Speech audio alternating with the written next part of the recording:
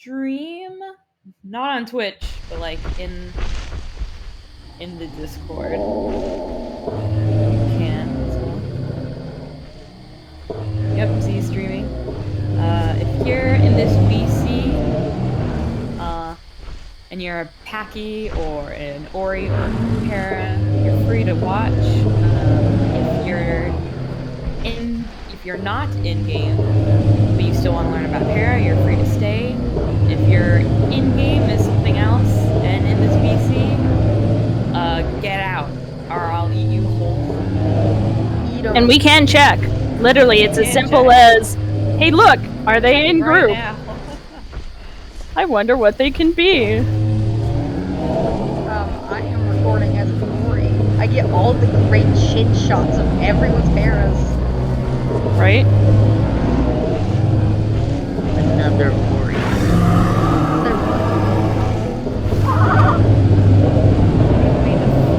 More minutes. Feel free to friendly call each other. I would prefer if you didn't spam call. Not saying anyone is spam calling. No. Everybody just silent. Pure silence. Let's just be silent and staring at each other. Yes. Just be aware of how much noise there is. We do have a grace period, but not forever. If you are killed during this acting class, you will not be revived. I'm actually a Rex right now in NPC. Horizon! You can't do that!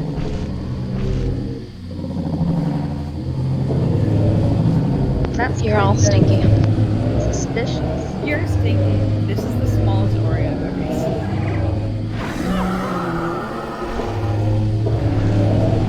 I gotta get out of the freaking hole to eat my bias crystal, and I bet it's gonna get snatched. Oh, why is Ashlyn so pretty?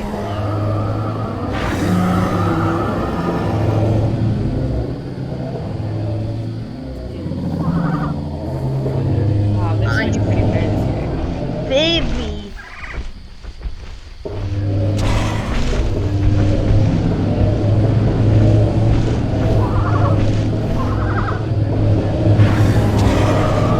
Just a gentle reminder to be aware of your volume levels as we get everyone settled in place. There, how many? Jeez, there's 30 bears here. Figure out how to get around this hill so I can see trees, please. Cougar, would you like a TV? I'm underground right now, underneath y'all. Oh, okay. I already got a TP. I was on the top of, Your name tag is glitched for me, and it's saying you're on top of snowy. Yeah, that's where I was, and then I got TP'd. Ah, I see. Okay, I was just. But if you're already here and my game is gaslighting me, Gatekeep, gaslight. yes. That is the Ori code.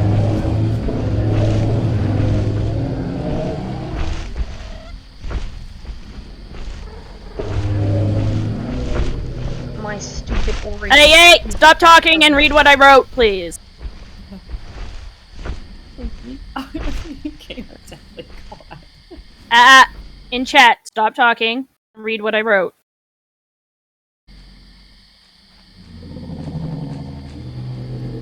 See, this is why I bring Z along with me to classes. So I'm just gonna read that out anyway. But please join the VC. If you're not in the VC, you can't hear me say this. Mute yourself unless you're a staff member. If you die during this class, you will not be revived. Please try not to spam your calls and take care, to watch your volume. This is a class, and we do want it to be fun, and it definitely will be fun. But you're here to learn as well. We're gonna have specific designated areas for asking questions, so please don't just start like spam asking questions in the chat, because it will be buried, and we will forget about them. So I will let you guys know when you're free to ask questions, and we will ask hopefully all of them. Or sorry, answer hopefully all of them. I think we're probably gonna start now. We have a grace period up right now.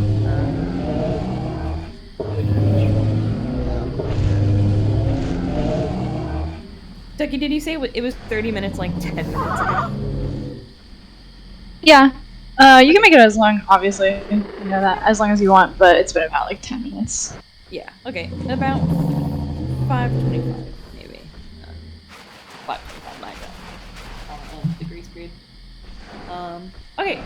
So first of all, I just want to say thank you all so much for coming. It means a lot. Because this is an intermediate class, we're not going to be going over every single spec of the pair profile, but we're going to go over it generally, and then in between resting periods, we will go over questions. If you have questions about Packies or Oris, I cannot answer that for you because this is a para class. But if you have questions about Packies and Oris and their interactions with paras, we can absolutely answer that.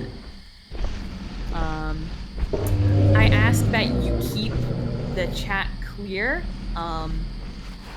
Try not to talk in there too much unless you're like, I need to go, it's emergency, goodbye. Like I said, we'll have specific periods where you can ask questions. Yeah, treat it as a dress rehearsal. So with that, we're gonna just stay in this area for a little bit. Hope folks are comfortable. Oops. And I'm gonna go over just really quickly some of the basic profile tags for Para. Again, this is an intermediate class, so we're not going to go over everything in excruciating detail, because if we did, we would be here for about 5 hours.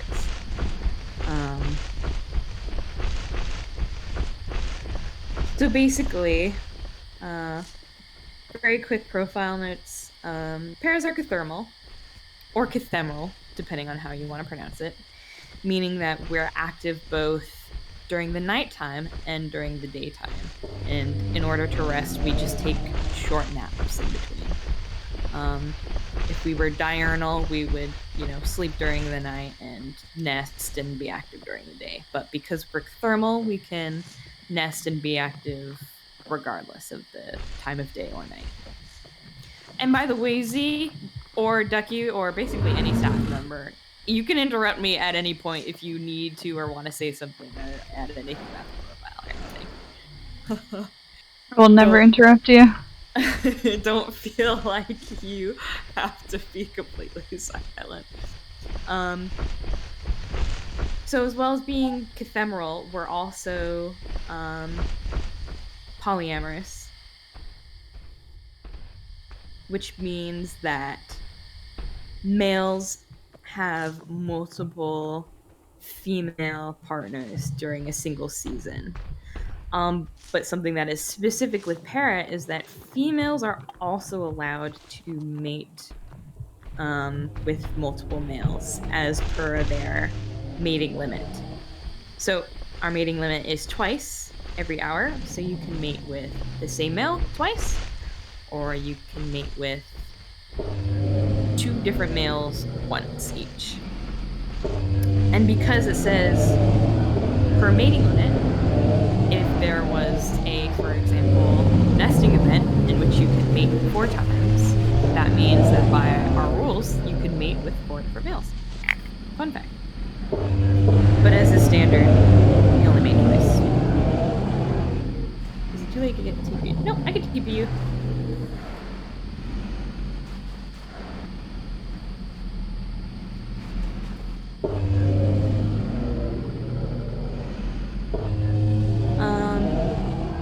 As well as being cathemeral and polyamorous, we are also social, so we actively enjoy the company of other herbivores, as specifically para, but we also enjoy the company of Packies and Oris.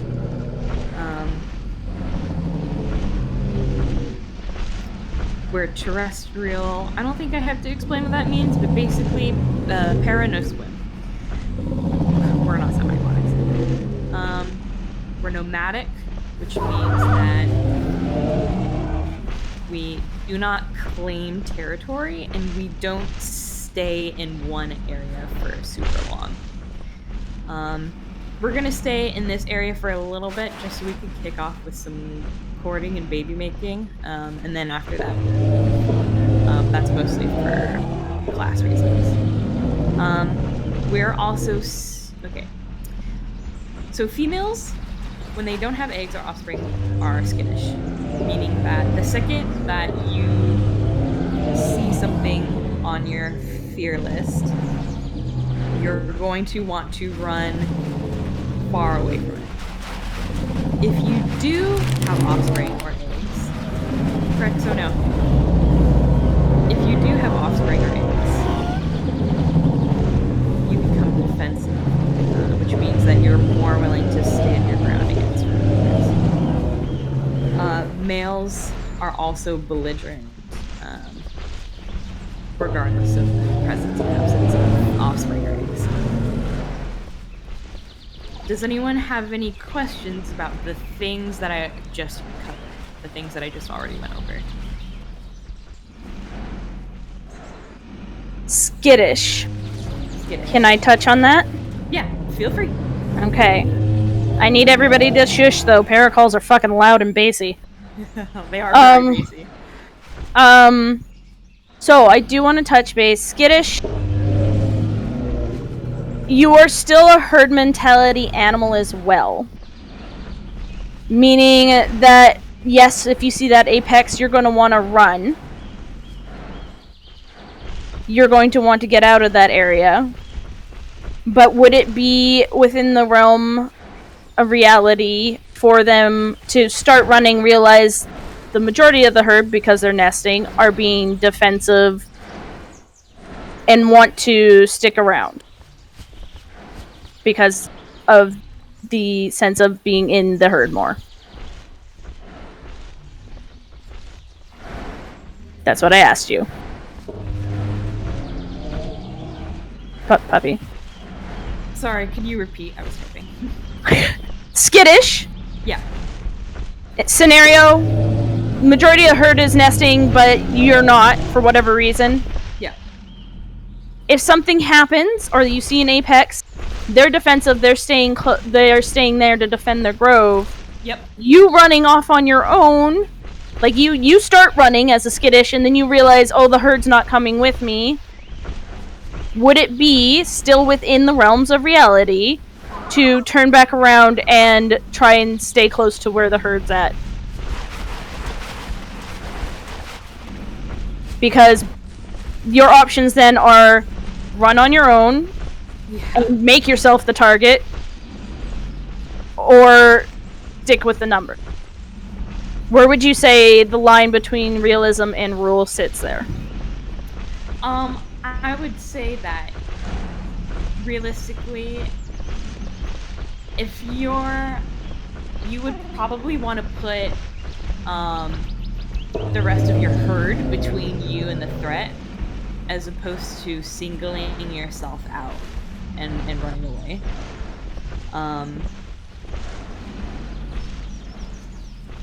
But because, you're still skittish, Your initial reaction should still be, I want to run.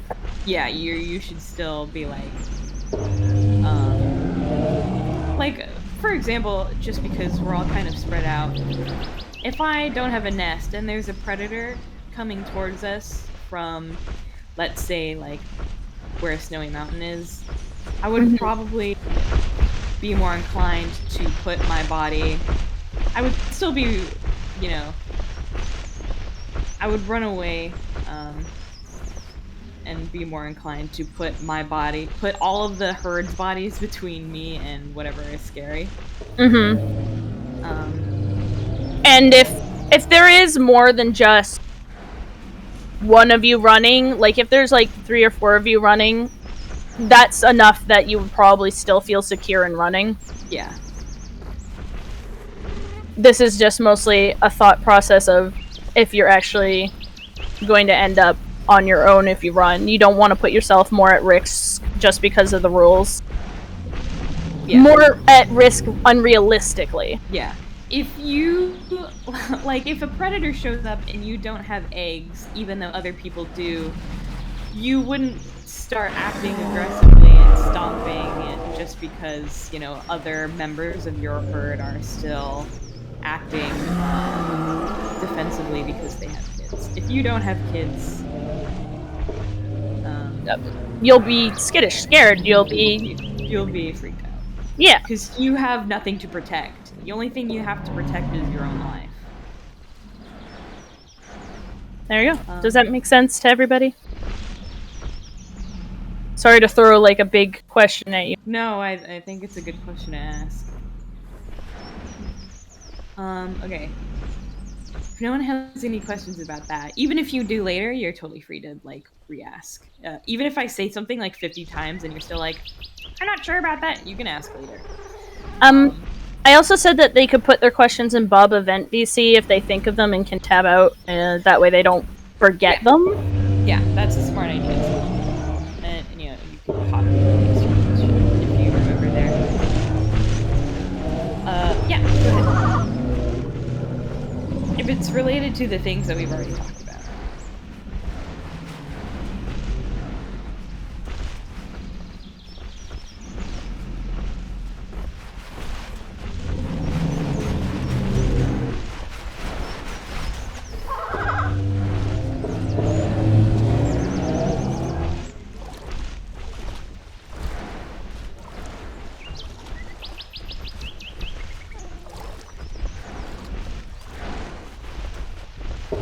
Is the Fated Seraph in VC? Oh, Fated Seraph. I think they're in here. Oh, they were just typing. Okay. Ah! No! I don't want to open YouTube music. Sorry. Good. Okay, so Fated Seraph asks, if your female is more testosterone based, like mine, is it terribly against profile for her to react similar, though less belligerent, to a male?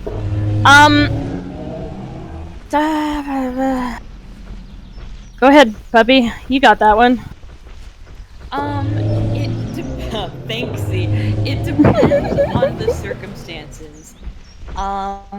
You could act more aggressively towards creatures that are not on your fear list. If your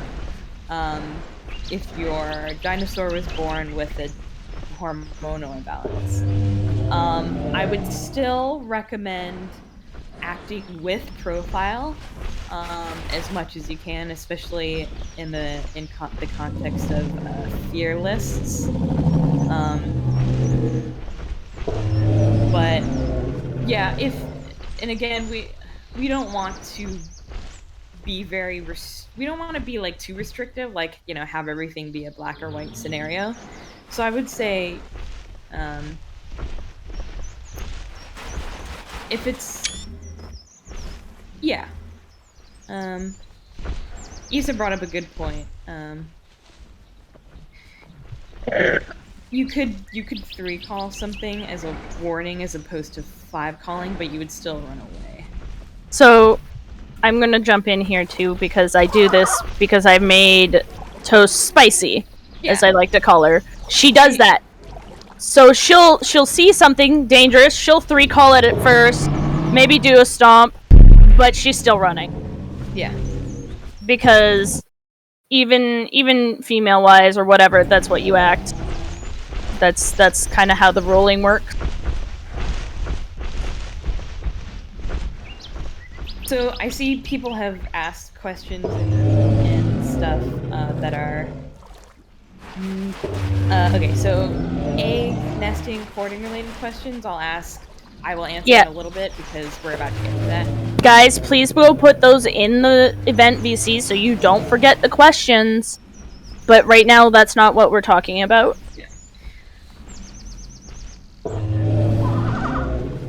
Yeah, I can still TP you. So yeah, so as far as Sarah, your question goes, yeah, try to act within profile as much as possible. It still says that herbivores avoid conflict as much as possible, but a good compromise is to still run away from things on your fear list, but like stomping at them and 3-calling instead of just 5-calling and running away. Okay, so getting the underline. Stop DMing the teacher, guys. Come on. No, it's fine. Kenny asks, males can still choose to be skittish. Of course you can. Like, if you know that Rex is about to chomp your butt, run. Just because you're belligerent or you're willing to fight does not mean that you have to be... Yeah, it's not a dumb question. It's a good question. No questions are good questions. You do not have to force yourself to fight something that even your para would know would kill it. Yeah. And here's something fun. If you can be scared of anything you want. Like, even if you're a male and you don't necessarily fear like 2 megs, you could still be wary of them because those are carnivores. Who knows what they could do? You're totally free to attack that way. Taro, I'm gonna ask you to do a quick relog because you have a stinky scent of not para.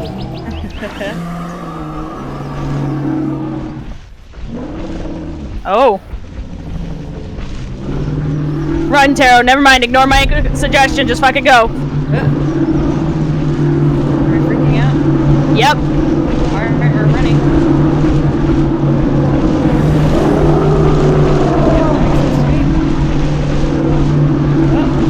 I think we're running the other way. We look like a school to finish.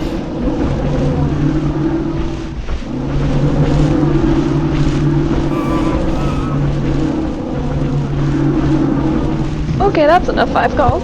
Yeah, I was gonna say. A 5-call is a warning to other paras that there's something dangerous around. Okay, calm the 5 calls. 5-calling. Please, even when we say stop the 5-calling, that doesn't mean start 1-calling. Think of it this way. You've had your initial panic moment. You've screamed. Now you need to conserve your energy for getting the fuck out of there. Yeah. Also consider that whatever is hunting you could follow you, especially if you keep screaming your head off. They can very easily track you by sound that way.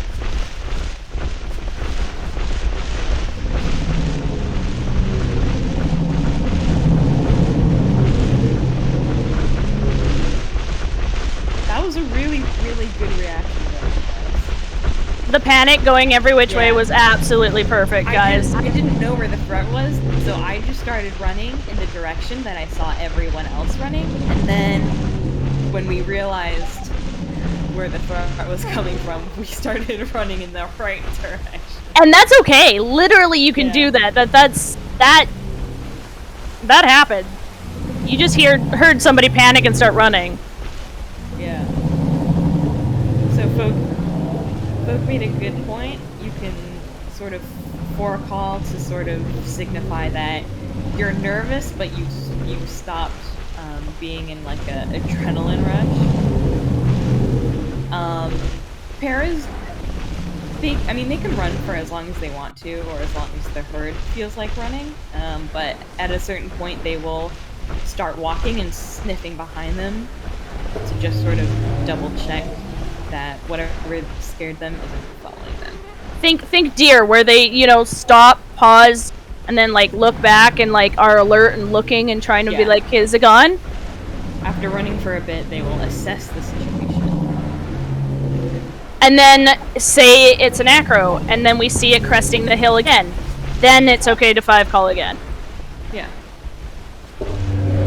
It's also good when you're like a younger or less experienced para, like probably look to see how your matriarch is reacting, and if she's still nervous, it's probably likely you're still going to be nervous. Yeah. And if she's calmed down, then you'll probably calm down as well.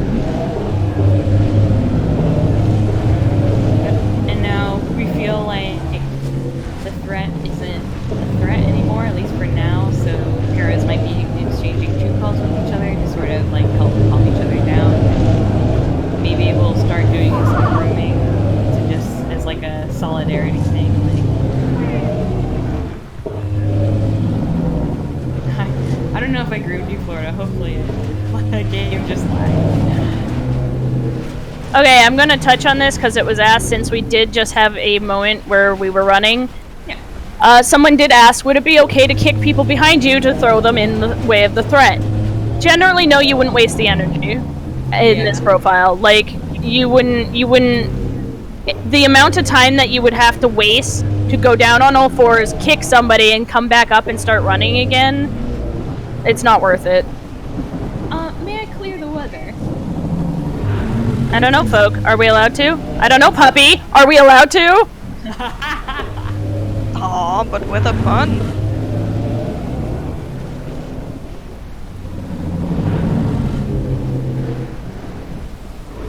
What do you mean by a belligerent? Oh, I can do this. Oh yeah. Because I've had a couple of good interactions. So, you as a male para, you'll run with your women because your focus is your women at the end of the day, or any woman, pretty much. Again, herbivores try to avoid conflict when they can. However, there are a few times that you can do some actions as a male para to try and cause distraction or cause something to go away. Some of that, I think some of you already know. If you remember if you played with me on my male, in that jungle instant, where some of us, not all of us, some of us turned, were standing on a cliff above a Rex, 3 calling, stomping, 1 calling, and looking intimidating until it backed off. That's a viable thing to do. From a place of safety. Jesus Christ, this wind. Yeah. From a place of safety, like up on a cliff or something where you have a bit of distance, do your intim display as a belligerent. Thank you. That's acceptable behavior. You're allowed to do that. But you have to keep in mind, like, it depends on the threat. If it's a Rex, yeah, where the ladies go, the males are going to want to go too. Right now Puppy's acting as the matriarch. Yeah, I am the matriarch. I can talk about the matriarch just a little bit, but I really want to get to courting. So the matriarch is typically the biggest, oldest female in the herd. She is the one who's had like a lot of offspring. She knows the migration routes. She's very good at picking out what could potentially be sick offspring. She's familiar with all of the paras. She knows everybody. But typically she's just like the biggest and oldest. Her main duties are deciding where and when to lead the herd to a new location, as well as sort of maintaining and observing the health of all of the new hatchlings that are born. And I can get to that.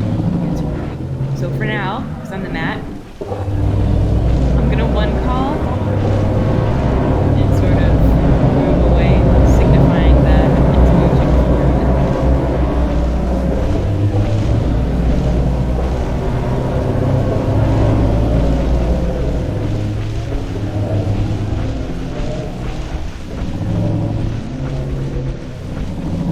And we're not gonna go far, we're just gonna get that.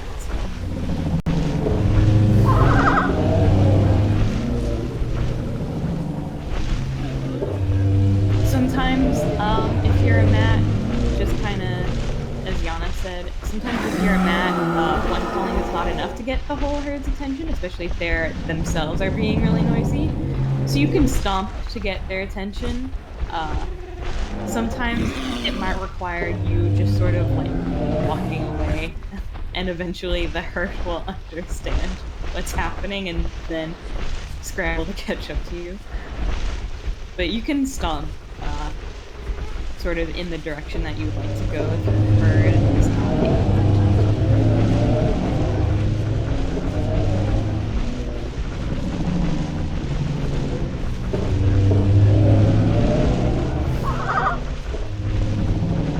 One of the other things, well, you'll probably want to follow that mat by instinct. There's always those moments where another mat, or not another mat, another female might be similar size, or, you know, you might have a stronger connection and she decides that, you know, actually we're going to stay, or actually we're going to move this way. You do not have to follow the mat that says move out if you do not trust her as a mat. Yeah. And, you know, paraherds are unlimited. They can be as big as, you know, you want them to be, as big as there are people who want to be pairs. But you don't all have to be in one big group. Herds can splinter off into smaller herds all the time. It's completely normal.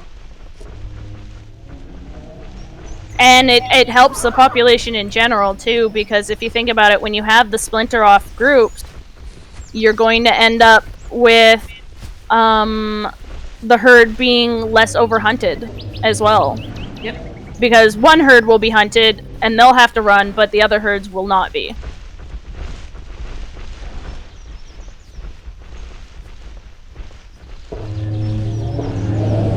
Alright, questions for right now that don't involve... Actually, all questions right now, if you just, like, hold on to them. If you're afraid that you're going to forget, go ahead and write them in the note channel. The Bob event chat, it's above the VCs. The Bob event chat. Type your questions in Bob event chat. Is Mr. Pangea in VC? Do we know?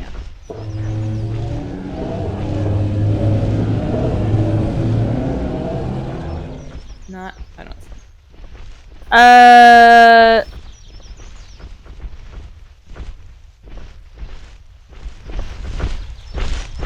Okay, so...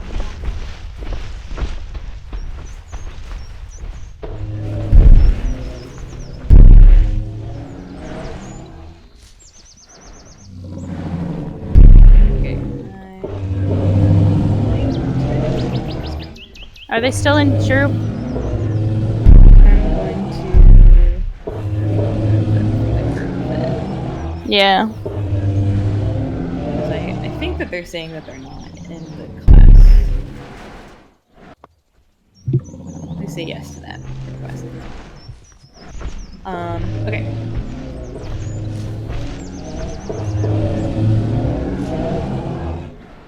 So I'm gonna go over recording really quickly. So go ahead and start with this, because there's something kind of important that I want to touch upon.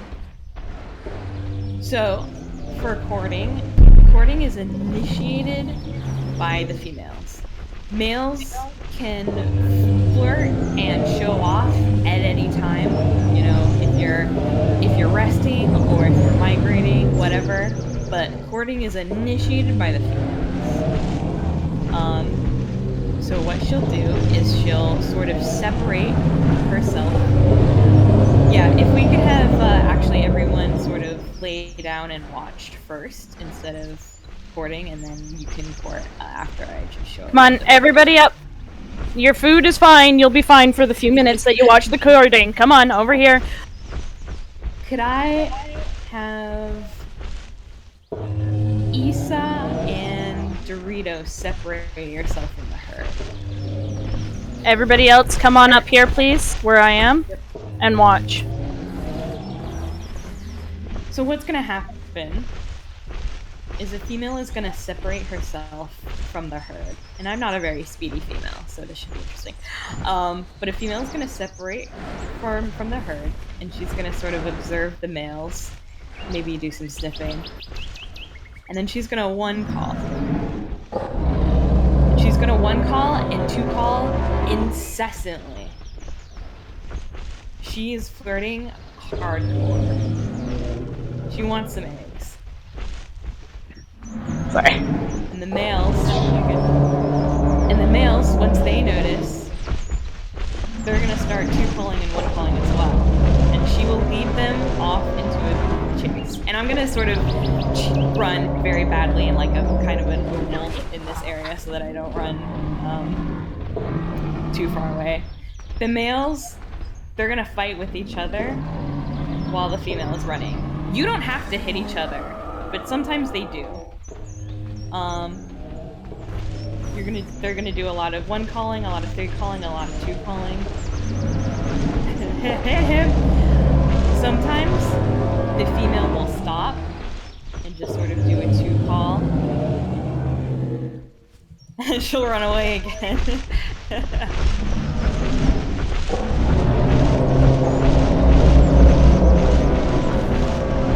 Might be, I'm just recording.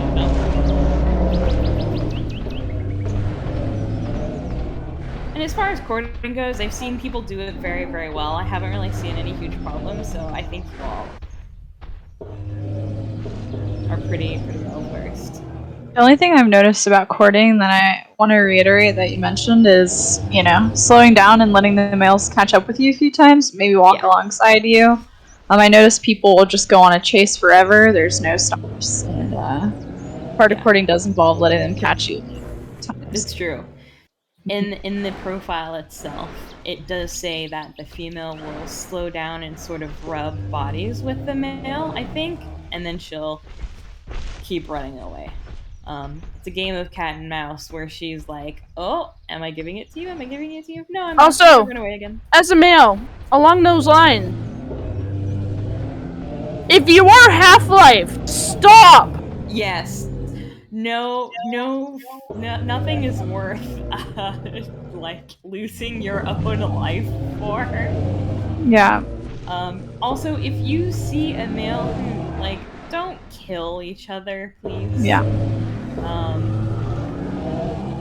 Yeah. Hitting other males is, I think it's a clever part of courting because injury slows down your competition. Yeah. But if I see males going ham on each other as a female, I'm stopping courting because courting isn't about like brute strength. It's about speed. Yeah. And as soon as you see males killing each other for you, they're officially no longer courting you correctly. Yeah, they're just sort of roughing up the other males. The female can totally reject them at that point. Yeah. If they asked if accidentally hit a female, yeah, no, you're allowed to say no. One thing that I'm going to say, as a male, since your goal is injury, not death, aim for the leg. Do not aim for the tail as much as you can. Do not aim for the body or the head. Do not stomp. You can stomp in frustration once you pull off. Make sure you're really actually pulled off. I did that once. Where I was pulling off and stomped somebody. That was an accident. Yeah. I forgot who brought it up. I think Panda. Mm-hmm. Another important point, males do not stomp each other at all. Especially not during the chase. That's not... There is no honor in stomping. And again... go ahead. No, I was just going to say leg hits do more injury by default, so... Yes. My male, for example, I'm not on him right now, obviously, but my male, he's not very fast. So he tries to get ladies by slowing the other males down, but that also usually ends up with him not being killed. Because, one, he's not as fast, and two, he's slightly more violent. Yes! Absolutely they can. Yeah. Like, if these two males were, like, just hardcore, like, yanking on each other, and maybe they accidentally hit me once, that's a kick. I'm not interested in them. No, there is no accidentally. You see the people's hitbox. If they're that low, stop attacking. Yeah, you can see people's HP now. There is no accidentally killing other males. That's just not allowed. Yeah. Speed, catching up, or determination. I feel like that depends on the female. Mm-hmm. Depends on her preference. Yeah, on her preference. Yeah, you could go ahead and ask questions for her. As long as it's questions about reproduction and courting. If a male keeps... Yeah, go ahead, sorry. I was going to say, honest to goodness, as a female, I wouldn't be taking that male. As a female, I would be stopping that courting and walking away and be like, fuck all of that. No. Also, something that Issa and Dorito are doing right now, that's actually very important. Issa is grooming Dorito. So, males, even though during courting they might be very aggressive towards each other, they're still pals. They're still bros. They still depend on each other for protection when there's a predator around. So, males are not gonna, like, hate each other and hold grudges forever. Alright, so, say the female's scared of males, but has gotten familiar with a few particular ones. Can she try to get their attention and take them on a chase and maybe freak out and dip if other males notice and try to get in on them? This sounds like a really fun personality quirk, honestly. Yeah. Hey, guys, please pay attention to the classes going on. I know that some of you might feel like you already know some of this, but it's always good to hear it from all the different perspectives. Yeah. Ashlyn Claw brings up a good point. If a male is very, very aggressive and maybe gets like too injured, he might not be a good candidate because then if he's really, really injured, he can't protect the growth or the eggs or his females. Can't even make a grove at that point, honestly. Yeah. Part of it. Puppy, I have Yes. a question and sort of a comment at the same time. Yeah. Theory brings up what I think is a really important question that I sort of want to comment on, but also open up to you as well, which is a female allowed to favor specific males, and is she allowed to reject faster males for him? My long and short for that is essentially like you're never forced to mate with somebody that you don't want to mate with. Like, courtship is up to your para and whatever, like it entails certain things and has a way to be done, and they should, even if you favor a male, he should be courting you properly.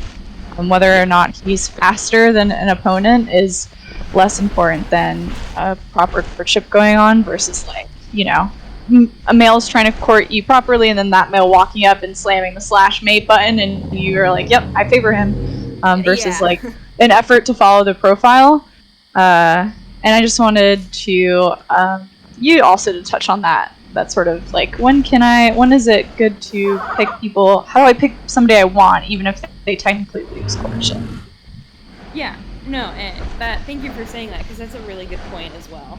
I know in a game like this, especially with a profile like this where it's very, very social, it's very easy to just sort of want to, like,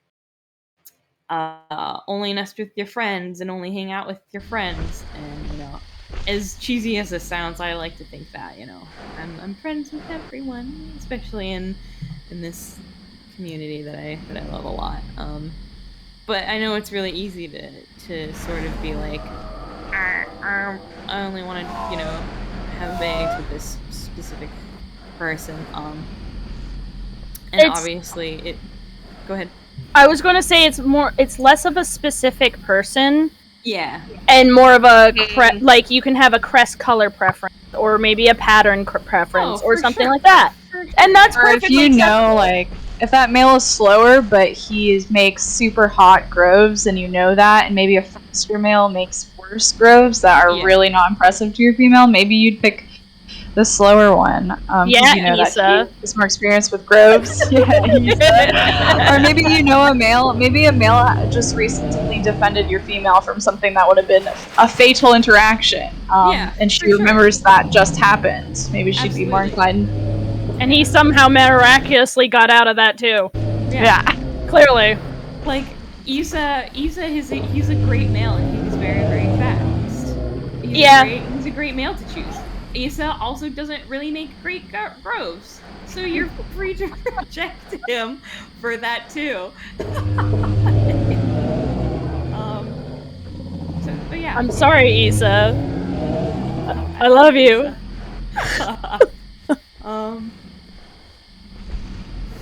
Do you think females with the same... No. Go ahead, Puppy. Yeah, I was gonna say probably not. Females not only do herbivores in general try to avoid conflict, female paras specifically are very friendly and they have very strong bonds with their fellow female paras.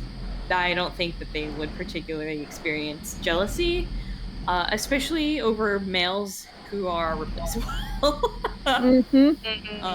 Yeah. If that sounds like a satisfactory answer. Long-term bonds can be a thing with one or more males that have your preferences, I'm assuming. And if they're not, you'll engage in the normal courting behavior. I mean, you can always have those preferences. Again, try not to make it like absolute individuals. Like, as an example, Toast actually really honestly has a preference for Isa's male because of his look. And that's about where it stops. Yeah, I mean, literally. But, like, she doesn't say no to the other male. She might try and deke and dodge during her run to try and give her favorite male an advantage. Do you understand what I mean? Like, so when we're running, and you say you turn, you know very well. Like you can control the odds too by doing your dekes and dodges. Yeah, specifically, as long as it's not like, oh, I only ever want to mate with Puppy, no matter what para they're on. Yeah. As long as it's not like that. Yeah, that's kind of what I was trying to touch upon earlier, because within the profile, we absolutely want people to create, preferences and individual personalities for their dinos. Absolutely, that is absolutely correct. She doesn't really behave like this anymore, but this para used to hate other paras and hate used to being in herds. She would only hang out by herself. So absolutely, we encourage people to sort of have their own preferences. But it's a thing that can coexist with the other thing that I was saying, which was don't only ever mate with one specific person. And try, because especially paras, their mate bonds are not super strong, so they would kind of go from different males to different males within the season. So those two things can coexist together. Oh, that's a good question, Theory. I actually kind of have this headcanon, and I want to ask if this is a plausible and acceptable thing. Say, like, I have a headcanon thing, where, say, a mother and a daughter, mother's ready for the next breeding season, and it's the daughter's first breeding season. Can the mother maybe, like, encourage the daughter and they can run together? Always. Kind of thing? Yeah. Absolutely. Yeah. For sure. And I love that kind of headcanon because you're teaching the next generation how to do this interaction. Right? Yeah. Yeah, gay paras, but you have to stay within the rules. Yeah. Which means if you're both skittish, you're both skittish. End of story. Yep. Okay, so just really quick, we're gonna... This paragraph is probably gonna take a little bit. Alright, so if you would like to, you can start your own courting process and we can all get that sorted out. And then we can talk about groves and stuff. I wanted to mention, I see a lot of females give up, or males not notice when females are courting. If I'm the matriarch of a herd and I've got a bunch of dweeby males, like, play fighting with each other or not noticing females are courting, I'm probably gonna go up a bit to them and like mimic shoving them or even yell at them a bit because that's what you are here for, male. Do your male thing. Yeah. And when I notice males are just goofing around and not noticing when females are courting, as a matriarch or as like a more experienced female, you can get after them a bit. Yeah. And secondly, females, if you are courting at the same time as 10 other females, you're probably gonna have to wait until the males are back. Just don't give up, but wait till they return and then lead them on the chase, because I noticed that also happens. I mean, yeah, that's a strategy as well, because sometimes if multiple females are sort of flirting at the same time, all of the males might go to one female, and then sort of T-posing in the open, like, where all the males, so... Sometimes I'll snipe males from a female. If I'm on a female and there's like 5 after another female, I might walk past those males chasing her in one call and flirt too and try to get them to chase me instead. Yeah, sure. So... The male can very often and understandably be overwhelmed. There's a lot of females. Okay, let's stop the calls for a second. Stop the calls for a second. Puppy, can you repeat what you said in Ducky? Because I think it got drowned out by the paranoise. Yeah, no, it's fine. I was saying,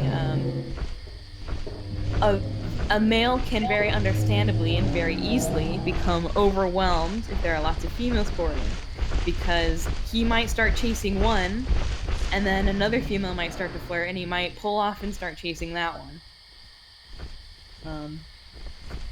Yeah, you can very easily switch, especially if there's more than one female going. Don't feel guilty about pulling off. Like, if you get bum, you get bum. That's the male mentality. It's like you don't care who with, really. Yeah, and you're not gonna be able to flirt with and chase every female, especially if you like are chasing one and you get kind of hurt and you're a lot slower. That decreases your chance of flirting with the next female. Okay, commence flirting again.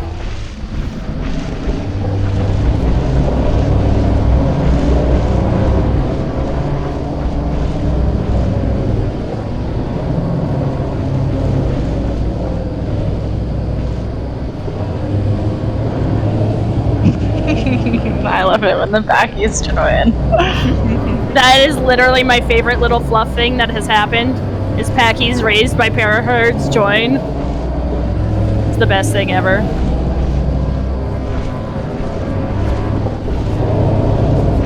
So I am going to make one hint. When you are doing the chase, because you don't want to drown out the other females who are one calling for attention, I know Puppy did say to one call and stuff during. Try and keep the one calling to a minimum. Keep it 2 calls, 4 calls. The males 3 calling each other. Do the odd 1 call. Maybe when you do a switch in direction. That way, if a female is one calling many, many times over and over again to try and get the attention of somebody, she can be heard. And if no males are, if you're really, really being ignored, you could stop, I guess. Think you're literally faster than me. I have literally had to slow down for some females before.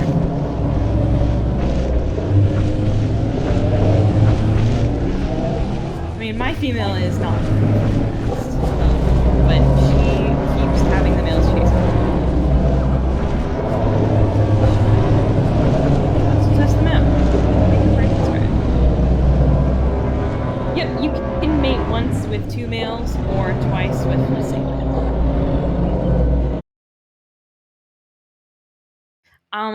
Really quick, I'm gonna ask that you do not post your nesting post until I say I've read your mind based. We were mind syncing. Do not post your nesting post until I tell you to. Yeah, absolutely. Thryson, that's a great little roleplay thing you can do. If you want to mate with the same male again, even if you already believe that he's worthy of you, you can do a second smaller chase for fun, just to really solidify that bond.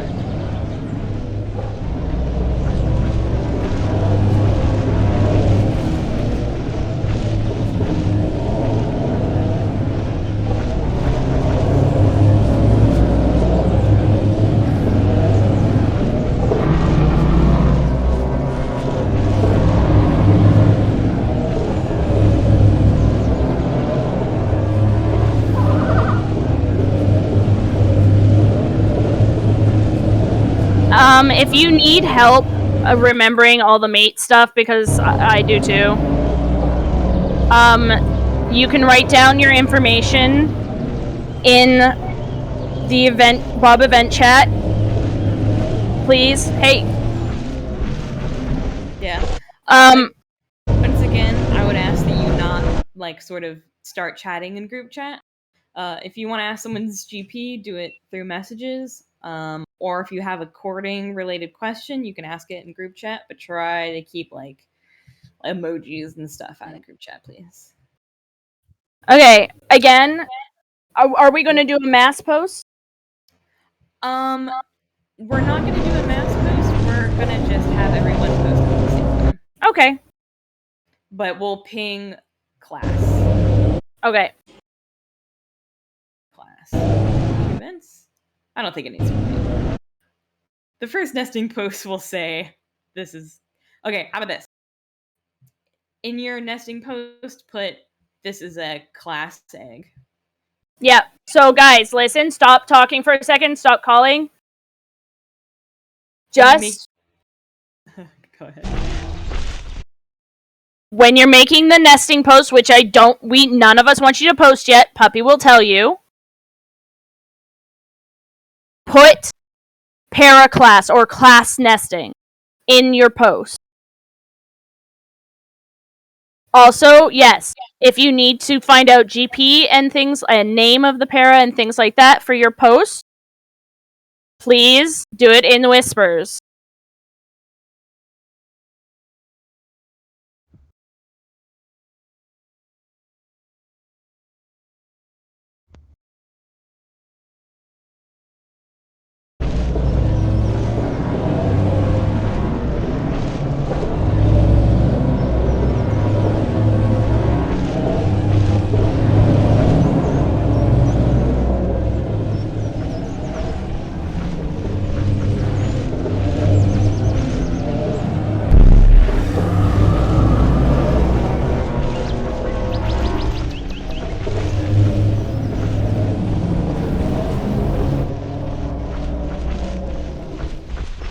Female over here. If there's any males around,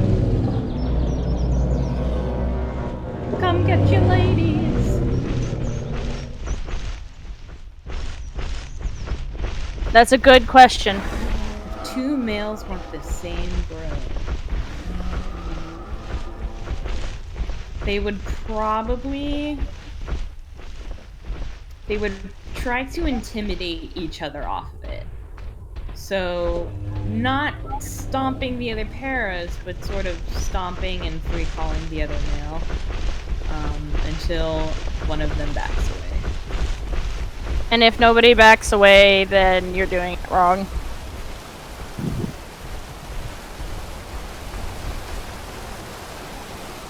As a male, you would probably be quite upset about that, honestly. Also say instead of it being like a battle of the stubbornness, if your male will find a grove that could be better, there's always a better spot, so don't start walloping on each other and like crying about somebody taking your grove. Your para, that's a human emotion, is the jealousy of a spot. He would simply find a better spot.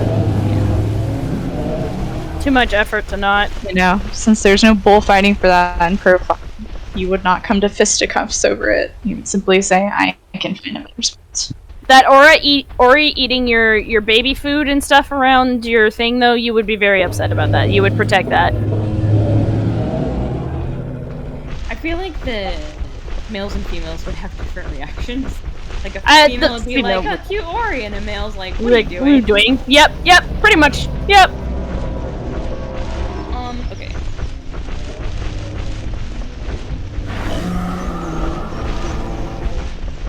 Did a hurdy. So before we have the eggs, we're gonna move to a different location, I think. Because I don't think there's enough food here. No. There's not.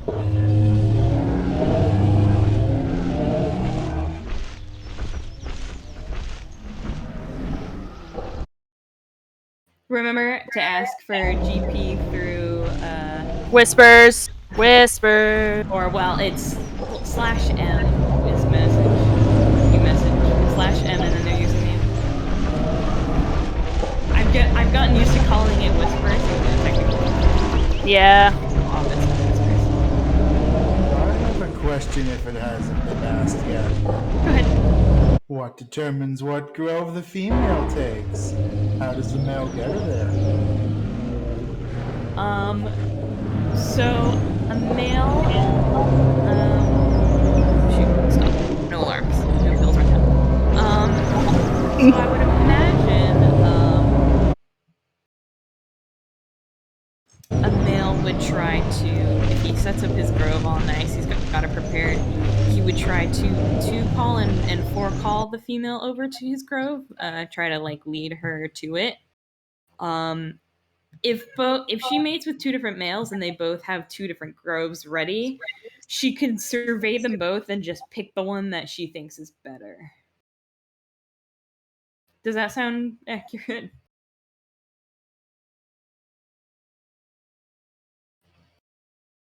That works as an answer.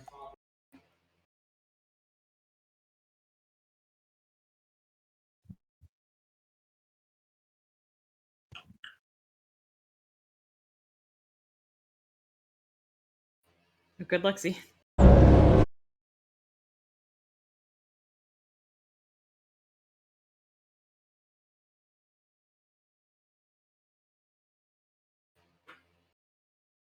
That is a good question.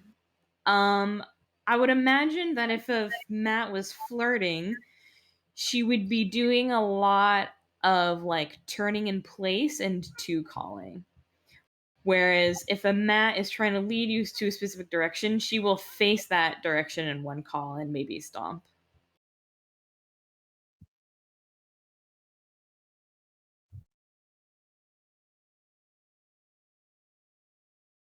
So like, if I'm the Matt and I'm trying to flirt, I'll be doing lots of two callings and like walking around in a circle in a specific area.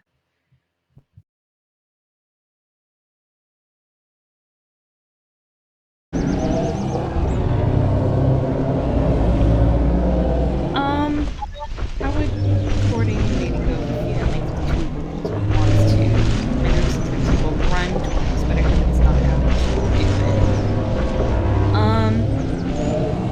it. Typically, yeah, I would think that you would probably want to see that.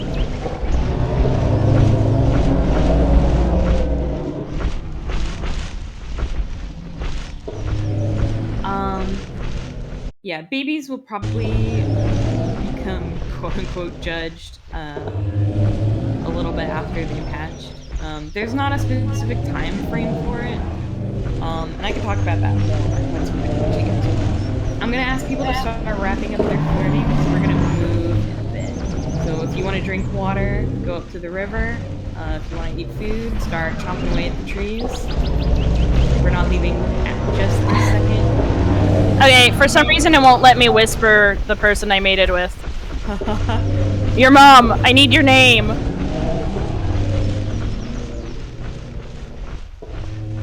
Just DM it back to me or whatever, whisper it.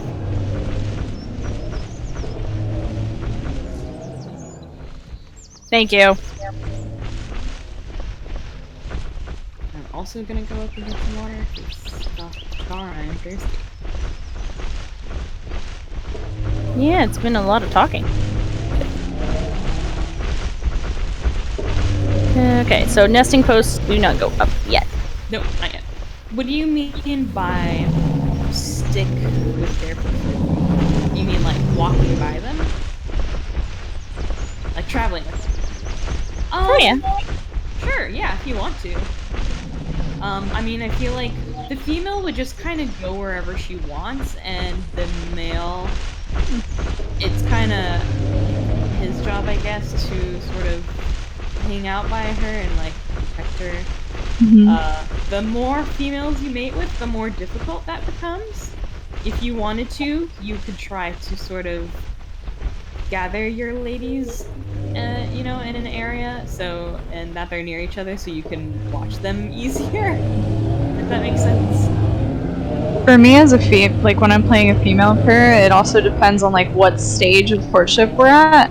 If it's like the honeymoon stage, I've still got eggs in me, I'll probably want to be around him. After I have offspring though, he's annoying to me and I want him away. Like I will kick my males away from me, my kids, even if it's his kid. He is all if he's too up in my Too up in your business.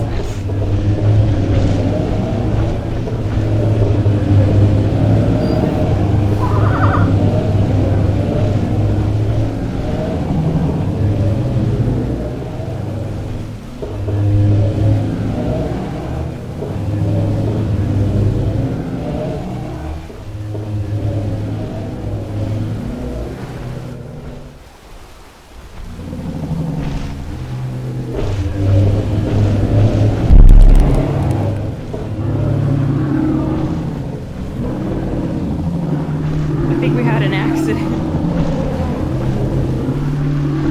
Oops, I messaged the wrong person. Did your cat touch your mouse?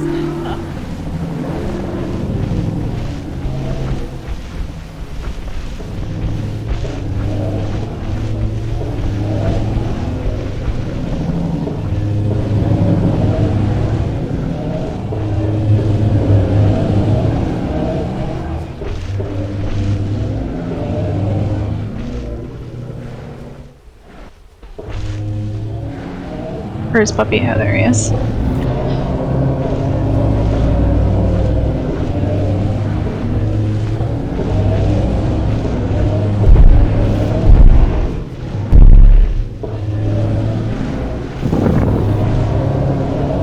So it sounds like someone would like us to move.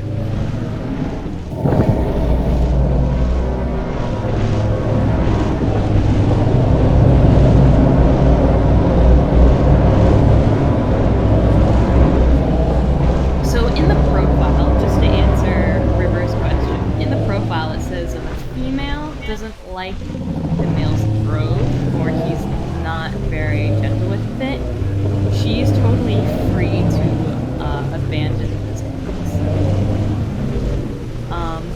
If you've only mated with one male and you don't like his grove, that is an option to not take his eggs. So if you don't like his grove, then maybe you're like, well, I don't think his genes are good. No point in wasting the energy on bad genetics. Yeah. If you've only mated with one male and you don't like his grove, you would not lay your eggs in another male's grove. Because that... Oh, run! Remember not to spam 5 calls. An initial 5 call is good. Yeah, initial 5 calls is good. We all have 5 calls there. Now we're gonna want to be as quiet as we can be as we run and hope to God somebody else gets eaten, not us. Christ. I like looking at all the carrots.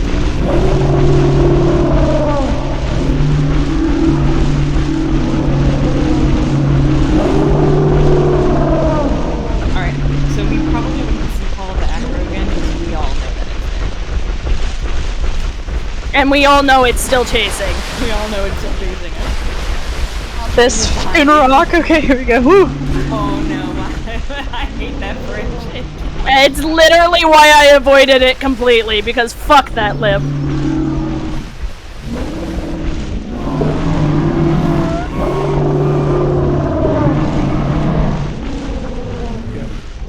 As far as knowledge goes, decall is used when you see the threat, but the herd has Yeah. And only... at the reaction. 5 Yeah. to pass it to the front. So, I know it's tempting to stop and watch the battle, but I am terrified of that. I can still hear that there's a struggle. I fear blood, I fear gore. I'm running away. Sorry to my herd mates, but better them than me. I'm gonna keep running. Same, the Matt is just keeping on going. She's trucking, which, as you know, you take your cues from the oldest, right? Why the fuck is there a tiny fucking lip right on the other side of those trees?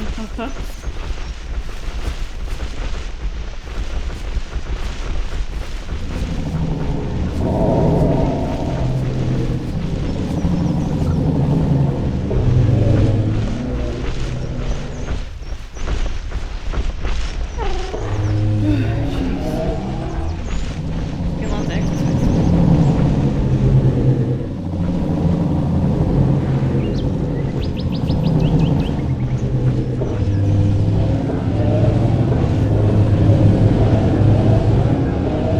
Running away from big scary predators has me working up an appetite, I'll tell you what.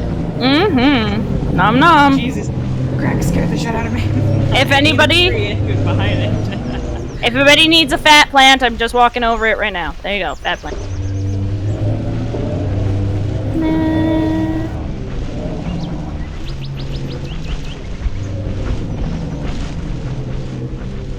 So if your mate dies before you've laid the eggs, you physically cannot lay them if he hasn't plopped down a nest for you. So you would have to destroy the eggs.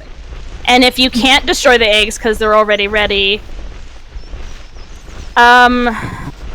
you're probably just forced to, if they're fully ready and you haven't done your 2 times mating limit, you can always run again to try and get another male, so you can get the eggs out of you, unfortunately. Yeah. but since if you're already done your 2, there's not much we can help you game mechanic wise.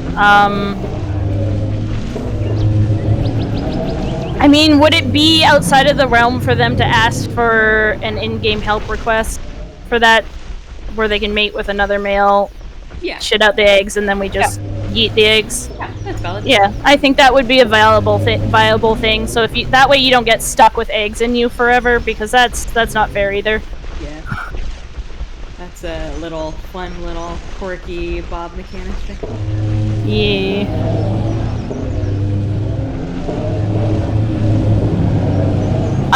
No. Logging doesn't fix that. You can log out with eggs in you, and you log back in with those eggs. You can try force crash though. I don't know if Force Crash does it all the time. It's not consistent. What I'm saying is...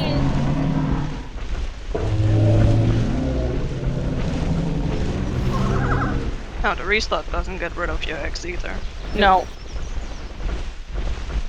The only way I really know that you can get rid of it is by trying to force crash on your game. But And if you can't, might work, if it's it not... might not. Oh, that's fine. It's not... No. It's 1.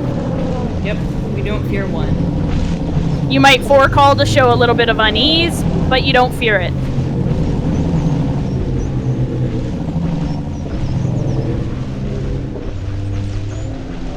As skittish, you'll probably just avoid it.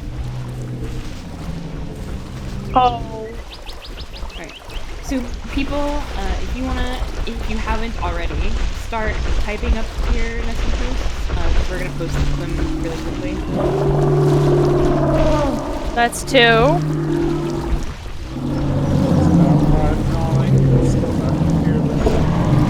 Well, No, you it can is. 5 call if you see it going and attacking another person. The thing is, if you hear someone 5 calling, even if you don't only see 2, that probably means there's more than 2. And my parent has seen some altercations occurring, and is gonna stick around even if the herd doesn't realize what's going on. So if you have eggs inside of you, would you be more inclined to the skittish or the defensive nature? I would still be inclined to be skittish until these eggs are out of me. Yeah, I would be skittish. Because there's the thing, quote unquote, the thing that I would want to protect is still inside of me. Yep. You know? It's not like there's a hatchling by my side. It's just me and my body. Oh no, Dorito! My son, my beautiful, perfect son.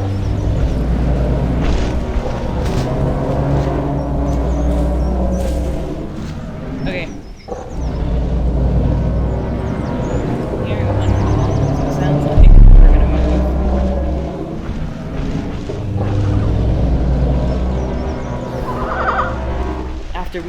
absolutely demolished that water source. This is why we're nomadic.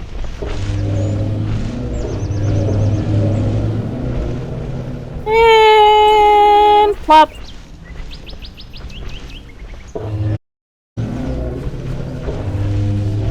you think it would be possible to set up like another grace period?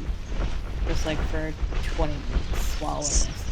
I think Totally your How call. would we not do that? That's up to you, puppy. I know. I just don't want us to be here for like. No, I think because we need to focus on the class being in class, it's totally. I would say should be acceptable. Not to metagame. Some of us are in combat right now, so we would need to wait till that was over. Okay. Okay. Understood. I do say stop here. So we'll stay here for now. So if you want, if you have questions about groves, start asking. Remember, it's the standing trees that create a grove, not the fallen ones. Yep. If you accidentally knock over a tree, that's kind of a sign of a male who needs to learn how to be more careful. A female might not be super pleased with that. This isn't the greatest place for groves since there's not a lot of trees. But we will make do with what we have.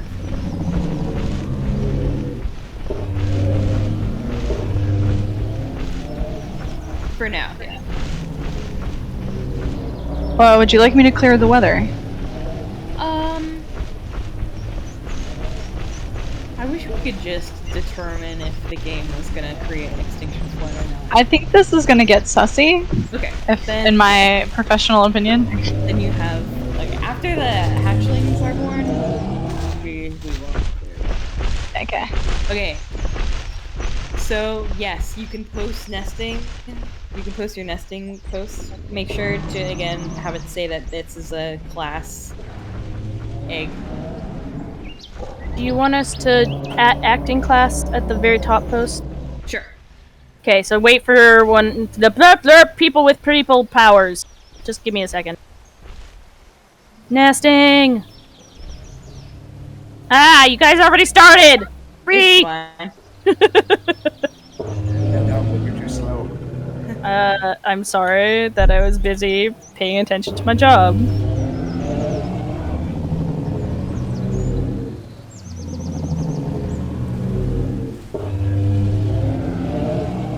Okay. How do you... I don't know how long it is. Well, Just like 20 minutes. okay. How do you... Wow, my brain died.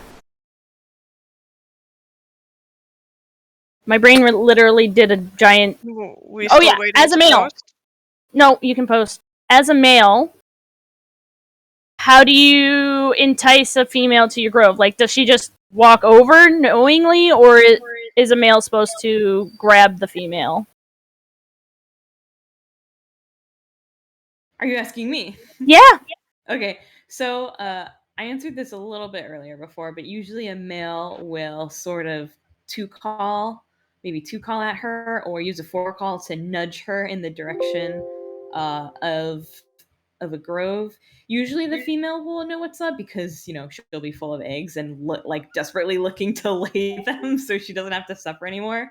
So usually if her mate approaches her and starts to calling her and beckoning her, she'll know what's up. You could also, if you want, female pairs are very hungry when they're full of eggs, so if you're a male, you could pick up some ferns and maybe sort of wave them in front of her to get her to follow you to the grove. Put the ferns on the nest and be like, look, there's food here and it's nice. You should lay your eggs here. Is that a good answer? Yeah. If you are a female and you're not very impressed with your male's grove, you can submissive call, whatever you have that bound to. You can stomp. Usually I like to have some attitude after I lay my eggs, and I will stomp and walk away, or 3-call and walk away, to just show that you're a little displeased with the situation. Here's some stomps on cue. You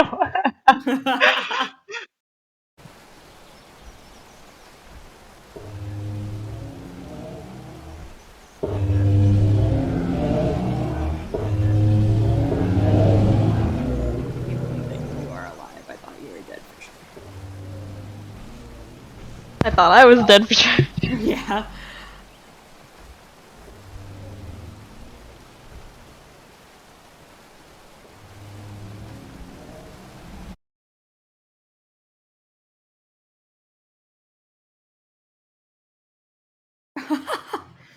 That is a good question, Kuga. I'm actually not sure what it says in Ori profile. If that's something that they do. Does anyone else have an answer to that? Any staff member? What does Kuga ask? Would pairs allow Ori to upkeep their nests? Yeah. If I was a female, I wouldn't mind. It would also just depend on my male's personality. If he would mind. Some males might be super, super protective of the safe space, and some might, be totally fine with an Ori. If the male's like, oh, you're bringing some stuff over here, how symbiotic of you! I will allow this. Case in point, not only that, females will have different personalities too. So, as a spicy female, I don't really like a lot of things near my nest aside from another female para. I don't even like the other male too close to the nest. You know what I mean? Yeah, absolutely. I'm gonna, in order to prevent the questions from getting too backlogged, Miho asked, how would males react if they start to notice their grove isn't good enough and the female has chosen someone else's grove?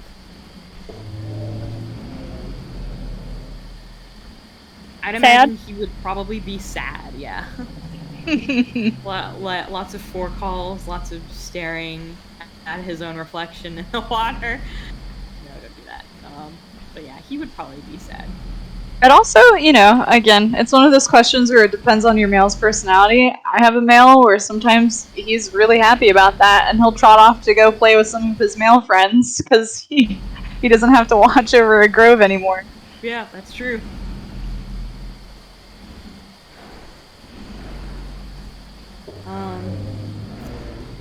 If the mom logs or takes their own egg, would the male keep taking care of them? The male doesn't take care of them in the first place. Yeah, the male does not care about the eggs. He cares about protecting the females that are in his grove, but not the eggs themselves. There is a little bit of a mistake in the para profile,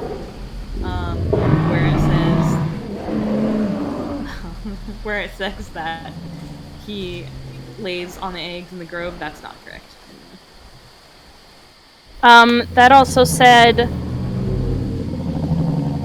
the chain of way it works is female protects baby, male protects female. Yeah. So, in the general scheme, he won't directly protect his children. Not really. I mean, by rules, technically, I guess he can, but by profile, his interest isn't necessarily the children other than to make more. Or to impress the female. Which is why, sometimes you'll find the males pick up a kid or something when they're running or moving or migrating. Mostly they only do it because, it's slowing their female down. It's an inconvenience to the female. And they're catering to the female, not because it's the kid. Yes, males can definitely protect from the other males. However, the way it was explained to me, and I kind of agree with this, if your kid is getting attacked on the other side of the pond, you ain't going. Yeah. If your kid is getting attacked near you, yes.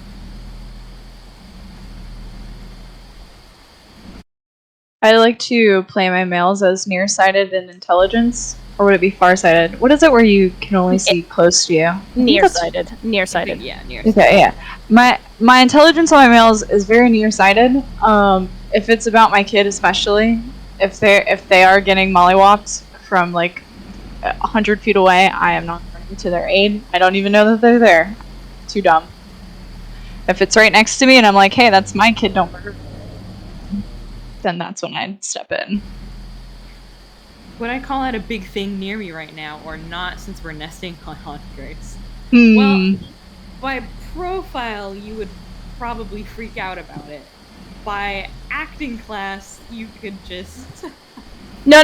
Okay, so Holly, as a Packy or any herbivore, even though in the acting class, I'm going to say puppy, even though we're in the acting class, we know we have a grace.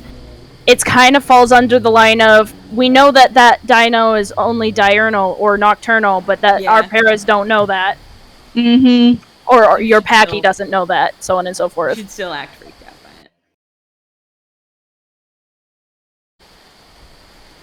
it. Yes, scare everyone. Now that Holly has received permission.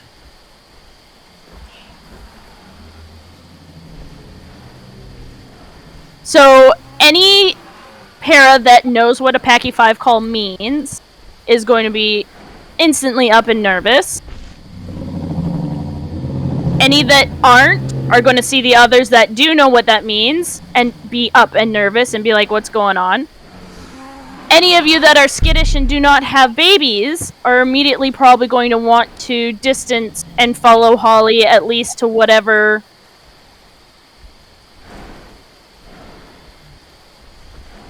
They're going to want to put the rest of the herd between themselves and whatever is freaking the Packy out.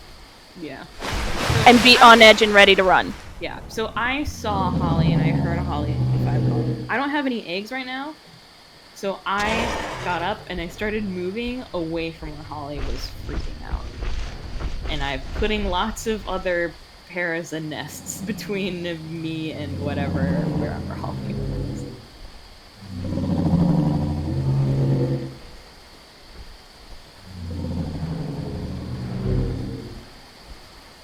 Does anyone have any more courting, nesting, grove specific questions? Yeah, that's good.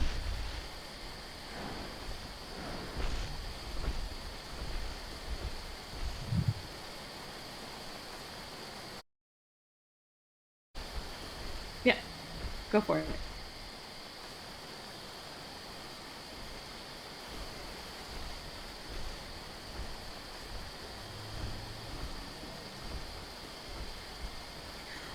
Okay, that's a great question. If the matriarch removes the child from a mother's nest, can the mother still care for the child despite the matriarch's decision? Absolutely. The matriarch is just sort of pointing out to the mother, hey, I don't think your hatchling is very healthy. I would not recommend taking care of it. You can still take care of it despite the matriarch's hesitation. It's not like once the matriarch, if the matriarch like sees an albino hatchling, for example, it's not like that's it. You have to kick that player out of the group forever. You can still choose to take care of it. The matriarch is just sort of saying to the mom, hey, you have this child who is not healthy and could be a danger to the herd. And it's also not from the nest itself, because you, at that point, like, one of the things you can do is kind of like wait for a moment, let them mess with their skin or whatever for a hair's moment, just so that if they end up gray or white right off the bat and they're not albino and they don't want to be albino, they can just like darken it for a second and then you can go. Because you have till 1.0 to change your skin, and honestly, you know, I think, especially with the stuff that's been going about with how people treat albinos, I would encourage players and even matriarchs to act out maybe illnesses or something being wrong with your para, even if it's not an albino. I Oh think yeah, it would be absolutely. really funny if a matriarch walked up to somebody, a baby who maybe wasn't intending on acting as a sick para, and they're not albino, and she throws them out of the nest, and it could be fun for that person to then start role playing like they are sick, Yeah, even if absolutely. they don't look albino. Yeah, Um, absolutely. yeah. Maybe they just smell weird, and so the Mm-hmm. matriarch is like, I don't think so. So someone asked, okay,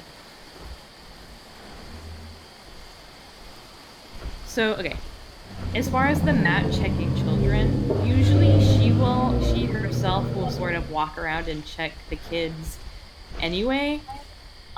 If you want to, you can walk up to the mat with your kids and show them to her. That's totally allowed as well. Usually she'll check them by herself. As a mat, you're totally allowed to give the hatchlings a grace period because, like Z said, or Ducky, I can't remember, like someone said, people probably won't be done messing with the skins for a while anyway, especially not when they're freshly hatched.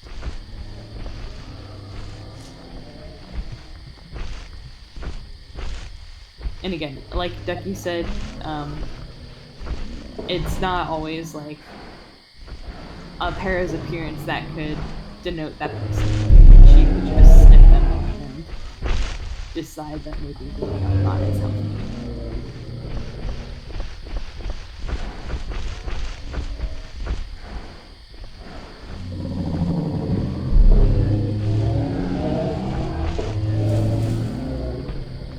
Yeah. Anybody's watching, what do you think I'm doing right now? A child has been chosen. A child has been chosen for. It's ugly. It's albino. Toast is a bitch. Sorry, Cracks, I love you.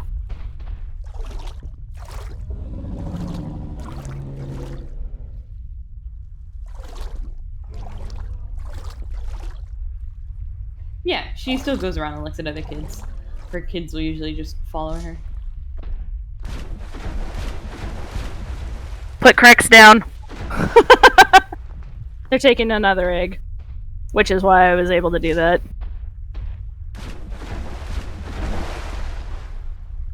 And you're fine to go in and, like, snab a child if you want it, but, yeah. I said, heck no. So there's something really, really important that I want to talk about for a little bit, which involves the killing of kids by males. But I'm gonna wait until some of our kids are a little bit older, just so we can properly demonstrate. But it's a really important conversation that I want to have. Mom, put Cracks down so they can take the other. Yeah, okay.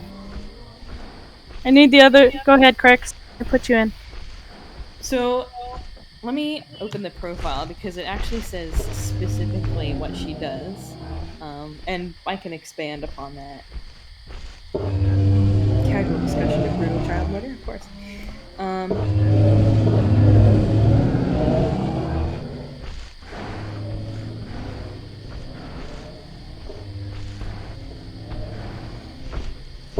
So in the profile, it says.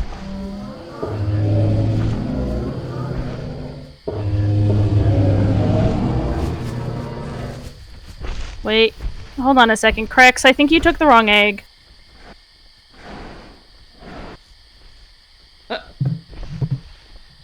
Yeah, you're in the wrong egg, Crack. If you're in here.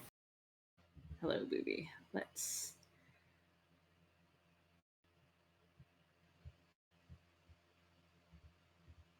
It looks okay. Sorry I have to unmute, but I'm not even in an egg. Okay. We're good. Just take the egg then.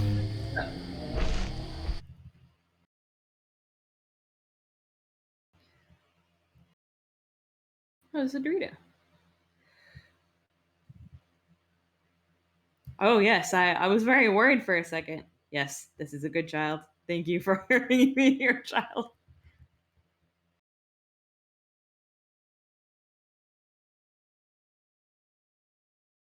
Well, I didn't choose it, but people keep bringing me their kids, so Z was mad for a little bit. She started leading people, and then people brought their kids to me.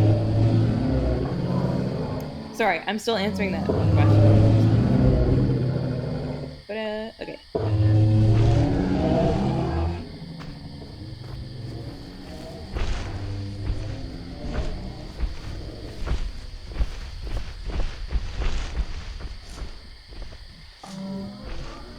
I literally read it last night. I can't believe I can't find it. What part? In the profile, it specifically says what a female does when she decides that a baby is not healthy, which is picking them up and putting them out of the nest. And it says that in the profile. Based, you're being too nice to me. It's an early life, that's why. Bye, Ashley Claw, thank you for joining. Okay, so the matriarch may inspect each freshly hatched calf to determine its fitness with quick sniffs, welcoming those who pass her exam with cheerful coo. Those who seem weak may be moved outside the nest by the matriarch, indicating to new mothers the risk in their. J-Jax, I'm gonna stomp you in real life. Come here. So, if a female is walking around and she sniffs a young and she doesn't like it, she'll pick them up and gently move them outside of the nest. If someone brings their child to her, she may sniff them and sort of turn around so her legs are to the child and like probably forecall or like start walking away from the kid to sort of signal that she's not interested in entertaining. One of the things that you can do as the egg, if you want to be like borked, whatever, like you want to play something with blind or deaf or albino or just weak, just weak. Sickly. You just be sickly. You can DM whoever the mat is while you're in the egg and be like, "Hey, I want to play like I'm sick." Yeah. Give them heads up. Let them know too. Like you're totally okay to do that. Just DM them, and then the mom just has to, work with it, right? Yeah, and then your mat can act accordingly, according to plan.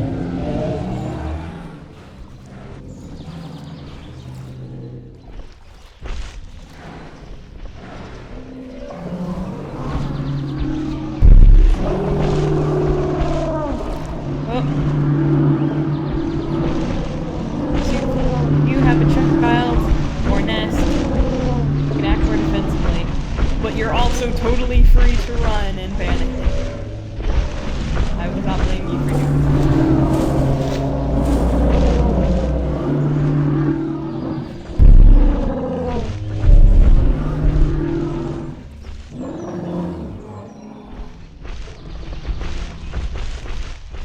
Speaking of screaming for our lives, I think it's been about 20. Did you want to lift it now or wait? Yes, yeah, that's a good idea actually. Okay, so pairs in the herd that have just seen a few things that are scary. Please note, I'm going to be lifting a grace period. It shouldn't change your behavior technically, but just be aware it could. Yes. I forgot there was a grace period, honestly.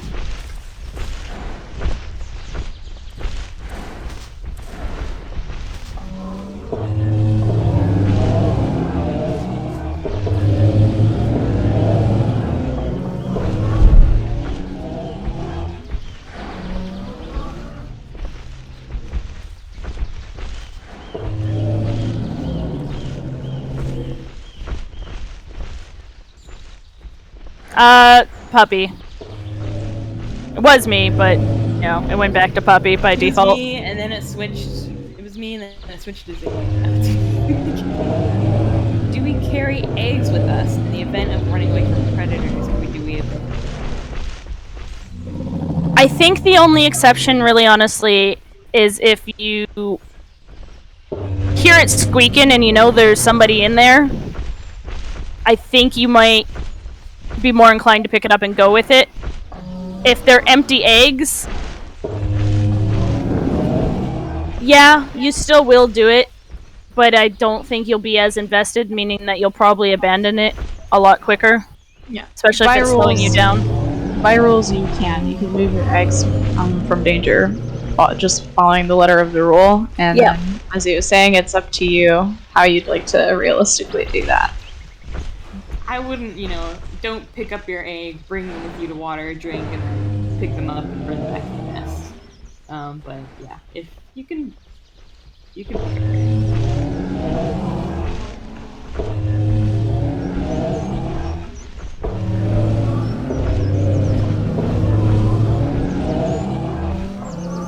I have a question. If, say, bad weather, flood, something happened to make a grove spot uncomfortable, like somebody ate the trees, and so on and so forth, would you be allowed to, like, pick up your eggs and indicate to your male, hey, let's move to a different grove? Like, let's go set up a different grove. Yeah, I would say so. Especially if, like, due to, circumstances you can't control, like, it starts to...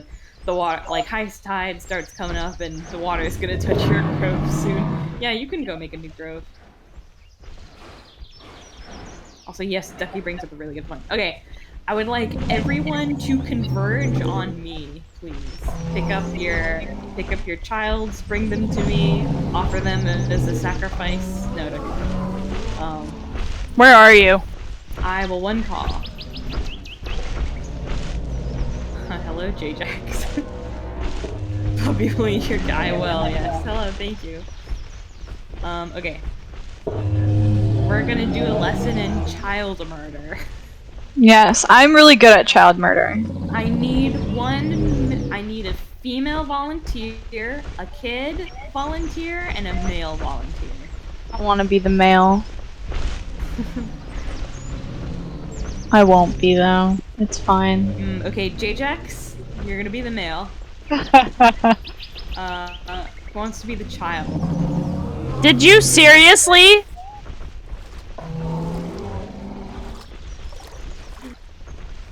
Let's pick a child who's like kind of like I think Rex is a little bit too teeny.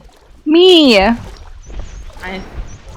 Ducky, I think you're a little bit too large.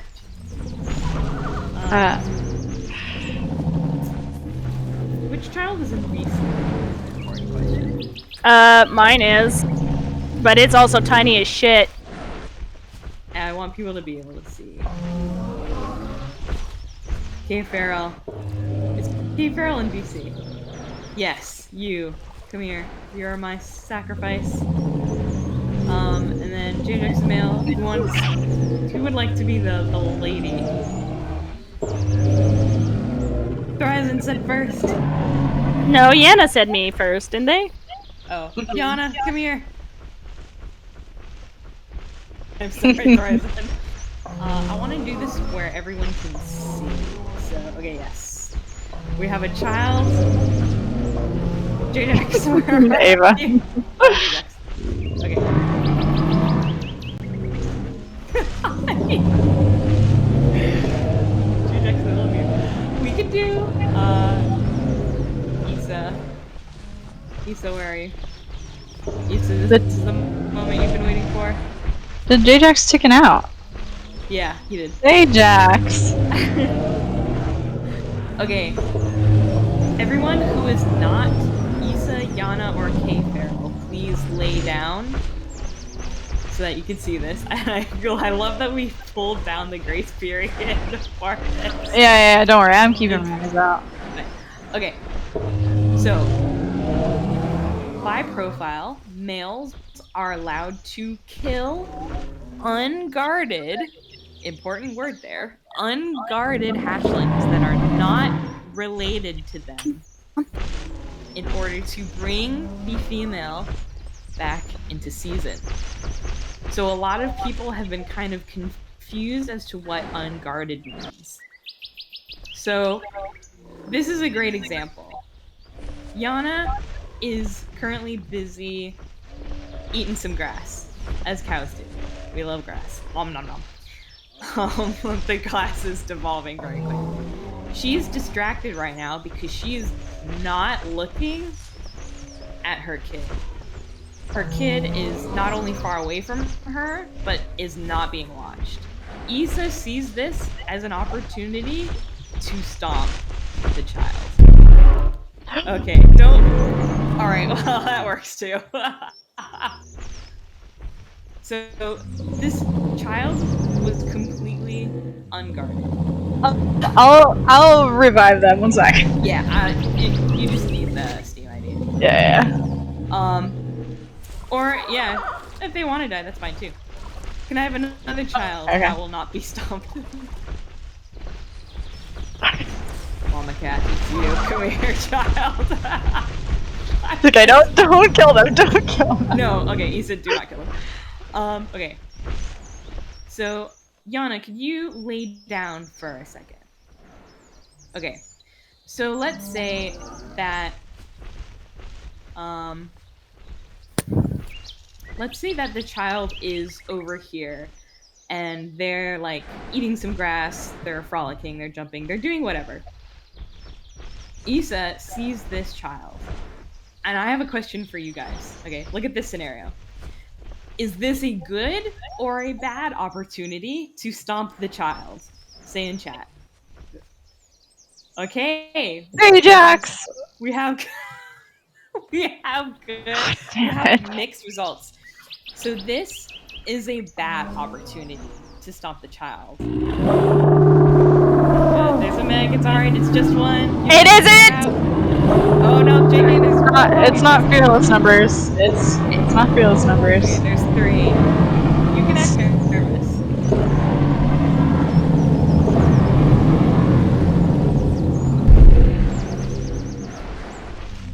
Okay. They're going away.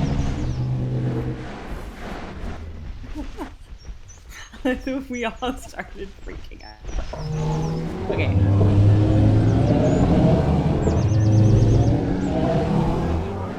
So this would be a bad opportunity for Issa to stomp the child, because even if the child is not right next to Yana, Yana can see it. I would not consider this child unguarded. Maybe it's unguarded like to a bird who can just fly and pick it up.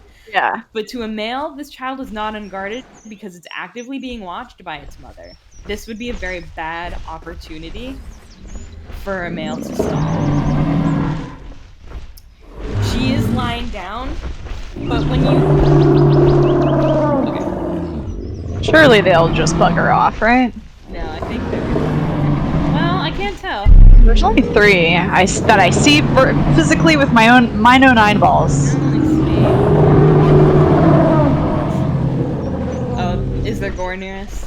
It's the kid gore. Come on, move off, guys. Of the child that was stopped. Alright, we're gonna start moving. They're just looking disappointedly at it.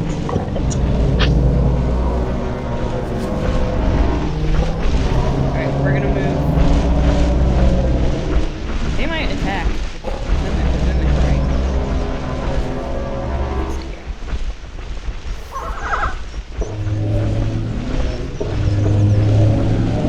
I'll get you. I'll get okay. Oh, yeah.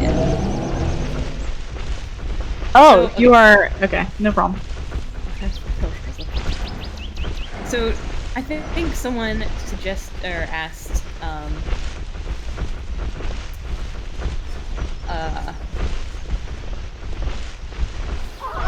so technically, Yana was laying down, right? Which means that I'm leading us off the cliff, by the way. Okay. No, we can.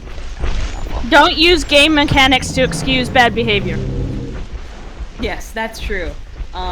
Just because Yana technically can't, because she was laying down, just because she can't, like, get up fast enough to protect her child, doesn't mean that that is a good enough, like, chance to kill the child, especially if Yana is actively watching her child. Like, you know, hatchlings are energetic and easily distracted, they will sort of wander off and start playing, especially with other hatchlings. But I would still count them as protected if they're actively being watched by their parent. Mm-hmm. And also, your male is killing a hatchling or a juvie to mate with the mother. Yes. And it even says in profile, they do not want to do things that will piss these females off and get them out of favor. Yes. If she is laying down and watching this male come up and stomp her kid, that's probably a turnoff. Yes. She's probably not going to want to mate with him, so he is, in a sense, kind of broken profile because he doesn't want to do things that are going to intentionally get out of favor with a female. So if you have an opportunity, like technically, yeah, there's an opportunity there, but also there isn't really, because it would make her mad. She'd see you do it. Exactly. Very well said. And once we get to a more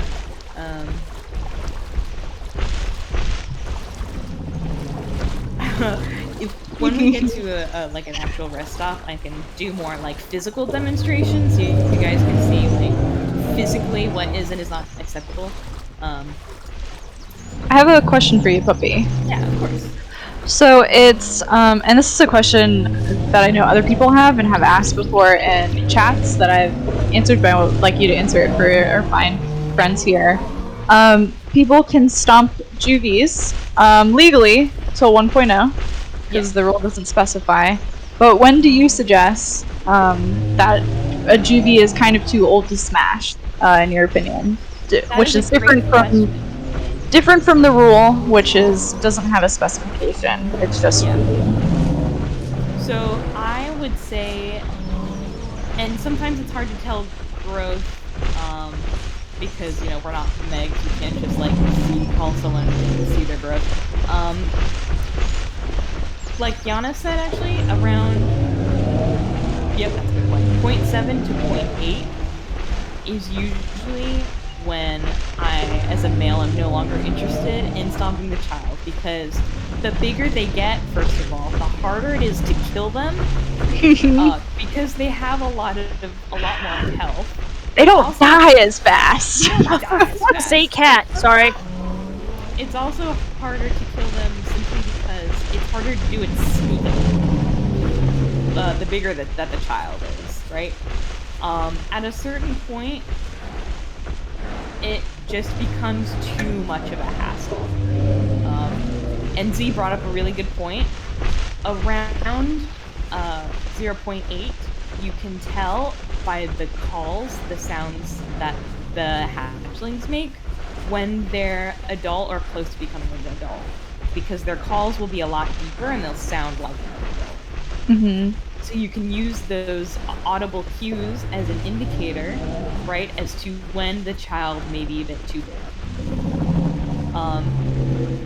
And the bigger that the child gets, the closer the mother gets to honestly, like, not caring about it as much, which means that there's no point in bringing the mother back into estrus because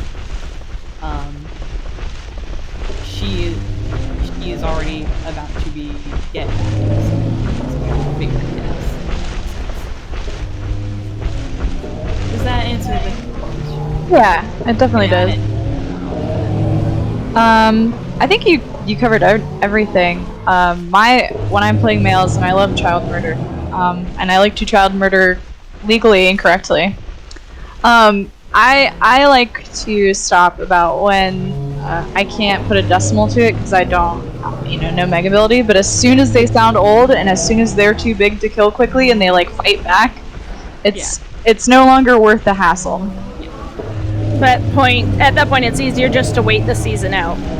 Yeah, because it's just they're gonna be close to, especially when they start sounding older, they're gonna be kicked out of the basement soon anyway. So I'll just. The conditions. So you still have to wait the hour mating timer. No, it resets the timer. No, it resets the timer. Oh yeah. No, it resets the timer as long as you don't have another kid that you're looking at. Yeah. Which, men, try and keep that in mind too when you're yeeting children, because there is a 10-minute timer between you're allowed to be stompy stompies. So if that mom has like 7 kids, there's no point in even trying to kill any of her kids. Maybe bully them a little bit for fun, but that's different. Yeah, and I think bullying kids is fun and funny. You know, Sure. doesn't mean you hit them. In profile, it says that males sort of bully any para that is smaller than them, regardless of gender. Yeah, they're little chew toys, and that's funny. And sometimes I think it's endearing, like younger males that are kind of get into themselves and think they're hot stuff. Will, like, if a juvie wanders over, they might like kick it a bit and try and play with it, with it, and just have the correct behavior. Yeah. And I think that's fun and that's good.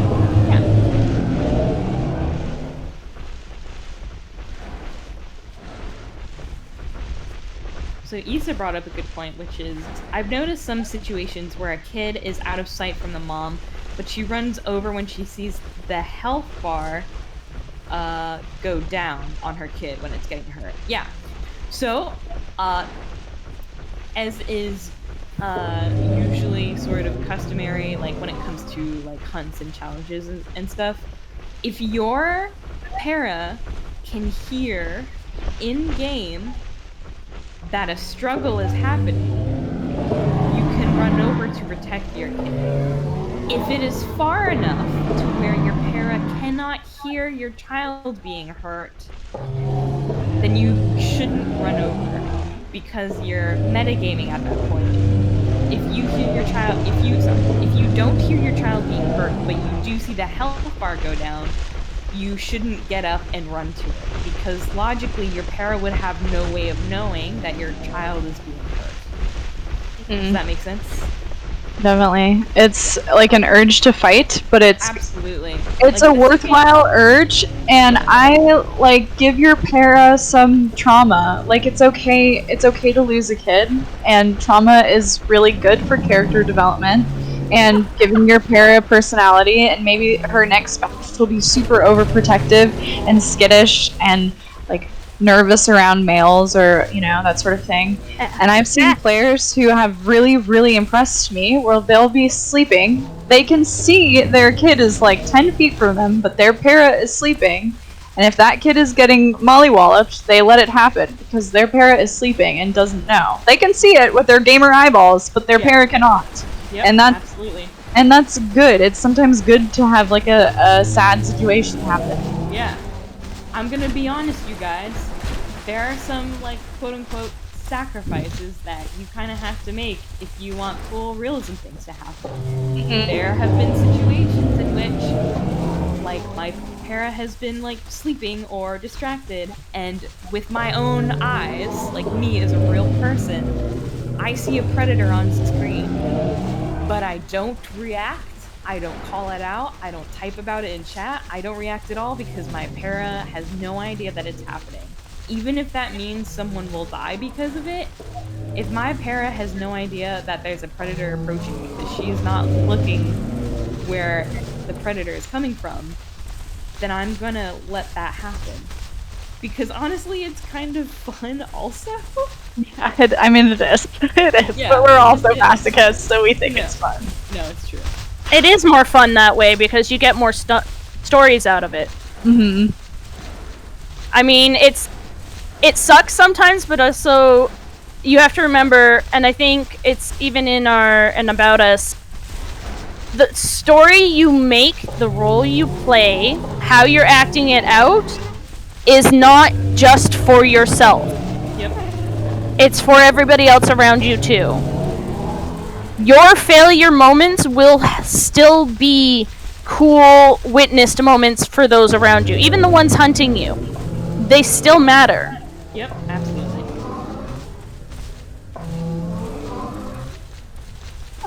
Also, if you adopt, because females can adopt, you can do what I'm about to do, which is to type in chat, K Feral is not related to me, please do not smash them. Yep. Because it would do nothing. Yeah. It's kind of like one of those moments where if you're in a group, like even a DR group, and you find a gore as a carnivore, you're typing in chat, "Hey, I found a gore," Yeah. so you can prevent A rule break or a situation that has nothing to do with realism and will just involve people being upset. Yep.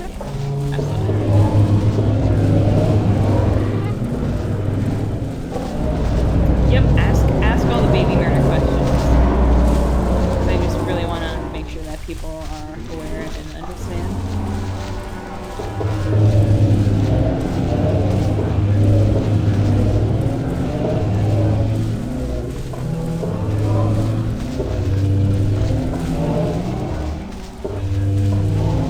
Okay, slow down with the question. Somebody already asked that they had a question. Can't answer like 5 at the same time.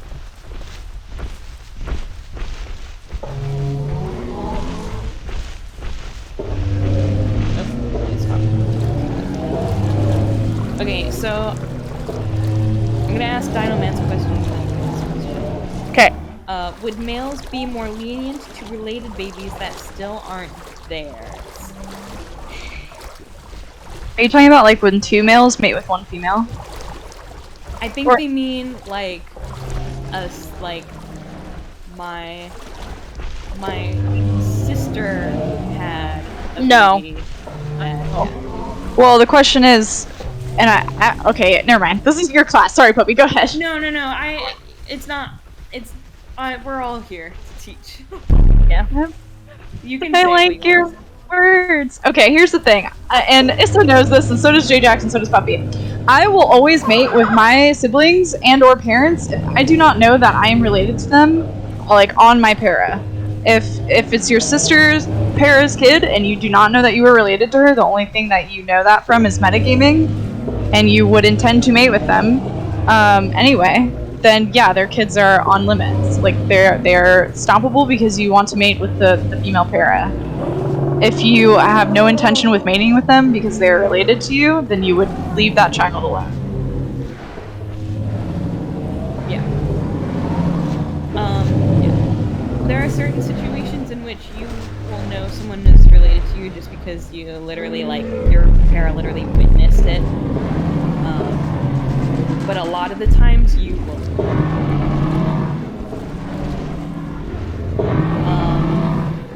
Sorry, I'm gonna scroll up a little bit. Yeah, if there's a gore near us, guys, and it looks like carnivores are coming towards us, like, part the sea so that they may take it from the water.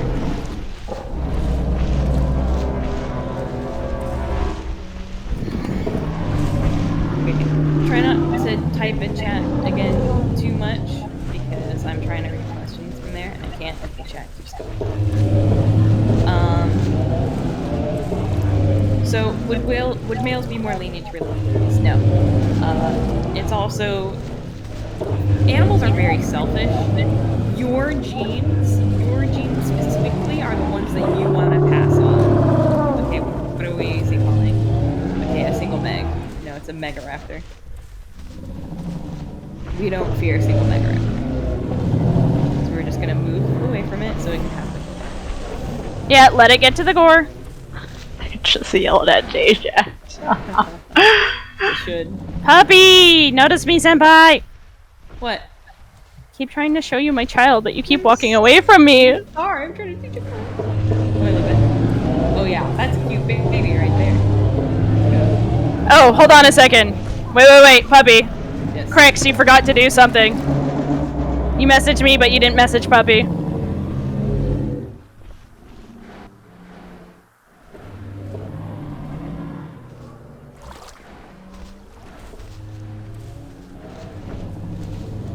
Oh, I see. So guys, I would like you to pay attention, please, to see how this goes. Even in a moment where there isn't a specific nest, I bring my child, I'm bringing it to puppy.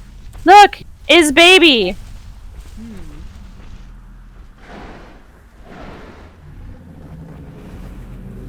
Four calls and walks away and kicks at it. That's a Something wrong with that rejection. child. Even if it looks fine, I know that there's something wrong with that child. And that's where you whisper to the matriarch when you're in an egg or when you hatch. Yep. to say, hey, I plan on being XYZ. Yep. So I've told Z, who's the mom, that there's something wrong. Okay, I'm gonna go back to the questions so we can try to answer them all. Can a female grieve? Oh wait, actually, Kenny, it's your turn. Did you ask the question? Kenny did, yeah. She asked regarding how other females would react to baby murder. So, like, if your para watches a male, she's not related to the kid that's being killed, but she sees a male kill a kid. What would she think about all of the? She would kind of be freaked out by it. Like, she would want to move away from that interaction because female paras are skittish. They don't like violence. They don't like gore. She would move away from it. She probably wouldn't, like, hold a grudge against the male para. Because I know there's a little bit of worry sometimes with being a little bit too upset by baby killing. There's a hard line to strike, but she would most likely just try to move away from it. She doesn't like violence, and that's something that I'll touch on in a second. So someone asked, kind of related to that,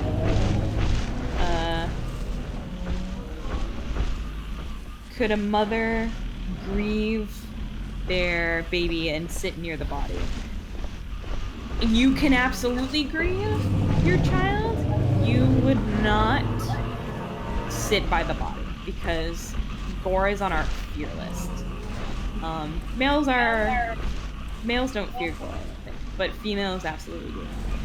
Can you take a moment to maybe like weep over it, like forecall or something like that? Yes. Absolutely. But you can't sit beside it. Yeah, you cannot be near it. People could accuse you of, like, corpse guarding, which you don't want to be accused of.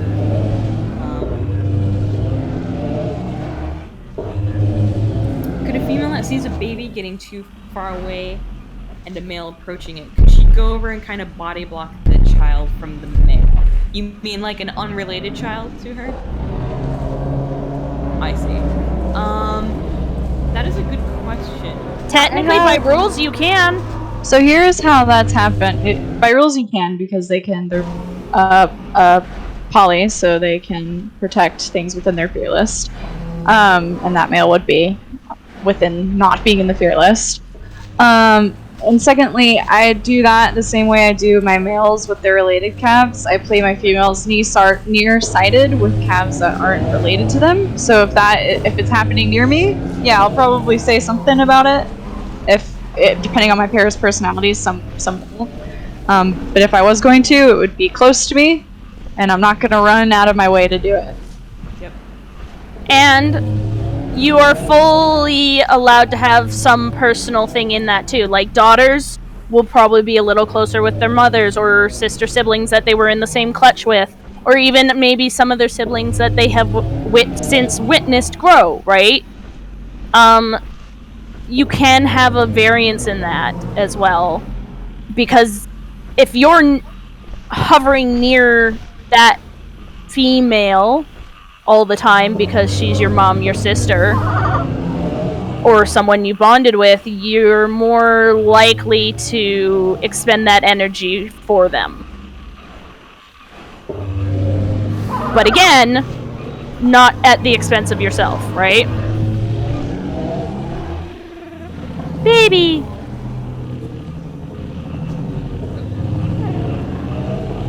It's weird not having people saying, yeah, totally, back at you. Been a while since I had one of those kind of classes. No, I mean, Yep, same. It's okay. It happens. Again, if you Z-call an herbivore, I do want to say, like, if you accidentally Z-call an herbivore, try not to feel too bad about it. Like, for real, try not to feel too bad about it, because you're still pointing out, hey, something's there, which is the point of the Z-call for a para, right? Other than kicking. I'm trying to add this person, I don't know who they are,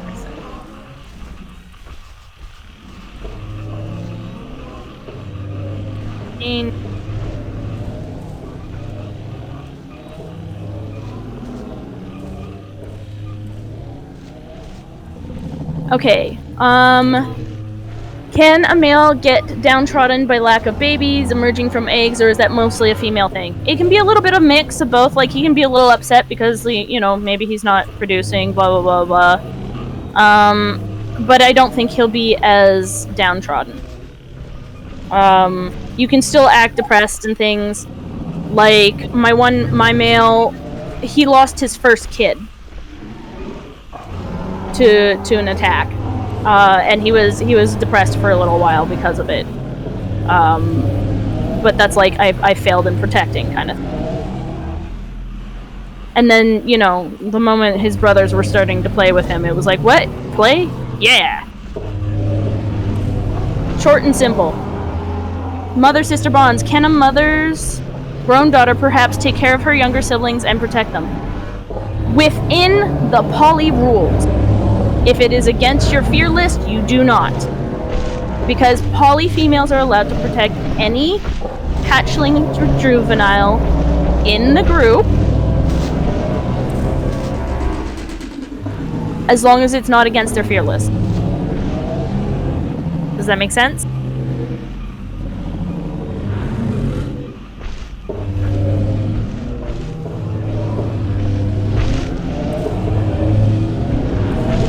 Sorry to take over there, puppy. No, it's good. I was giving my throat a rest. No, frickin' these classes, they hurt the throat. Well, Sleepy Grim, I think the class is being recorded, so anything you miss, And even then, if you miss something, it's okay. The others that are here that remember it will be here. And you can also always ask an assistance questions. Please. DMs too. And DMs. For us acting coach. Oh no, we actually have this acting coach specific reply center now. So it's acting questions. So if you have very specific acting type questions, like personality quirk and so on and so forth, you can ask there, and acting coaches and LAs can reply.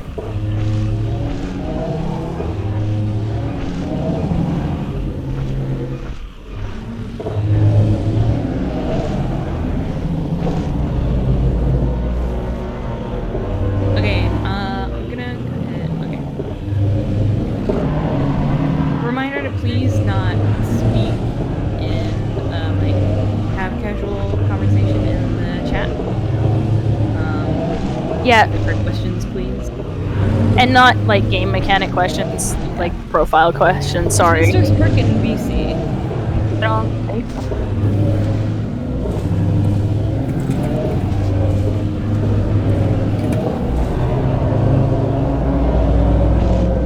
Okay, so alright. So we're gonna wrap up the class here in a second. So if you have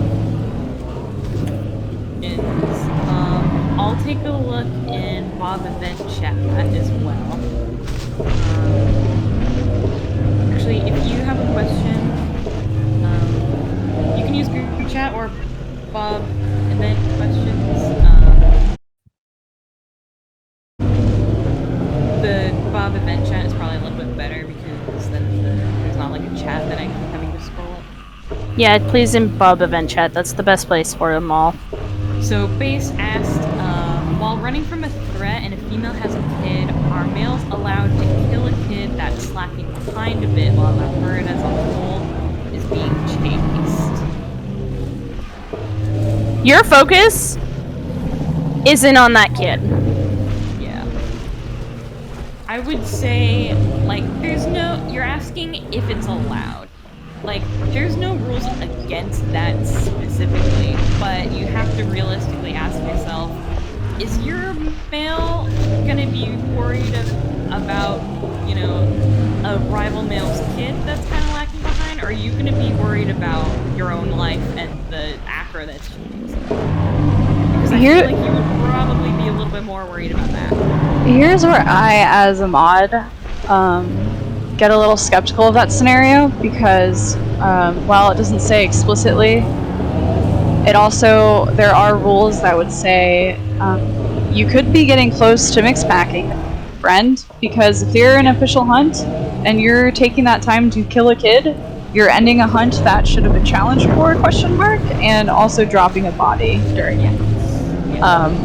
So and just to pile onto, your para is more focused on protecting his friends or his females and himself versus taking a sort of clever opportunity to kill a kid. He would not be thinking cleverly, he'd be thinking defensively and not offensively.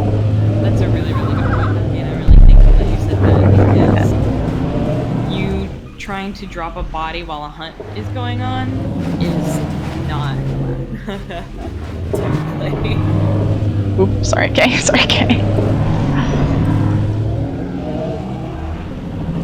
Okay, so Thrizen asks, how do male and female pairs interact with each other outside of courting? Do males develop more female-like socializations, only develop between males that are close, or can close male-female relationships? That is a good question. Okay. Go ahead. In an animal sense of mind, if they are of use to you, you will gain a bond with them. Or if you have spent a lot of time with them, you will gain a bond with them. One of the mechanics that I use in the game is the friendship grade. The way I use the friendship grade is the higher the friendship, the more comfortable my para is with them. The friendship grade is a literal in-game mechanic that determines how long you spent time together. I feel like male-female relationships can be close outside. Stop for a second. Stop, guys, stop the calls for a second, please. Okay, go ahead. Male and female relationships can become close outside of courting. Like Z said, if you spend a lot of time together. For example, I can't remember who it was, but I had, again, be careful calling, please, a brother and sister who grew up in the same clutch, they grew up in the same herd, they never separated, they were really close to each other. That's an example of male-female relationship. That's really close without having courting be involved. Just an example. Yeah, and there, my female has a few males that she thinks are cute, and she likes interacting with them and grooming them, and like doing flirty flirts with them. Those I usually tone that down when I like. Issa's para I love, Skipper's para I love. If I have a kid though, I don't love them anymore. Yep. So it just depends. It just depends on what cycle of courtship, of parenting you're in. And males, when I play male, I have my bros and I have my competitors that I never really vibe with. Like I'll protect them, but maybe I won't cuddle with them because they're kind of like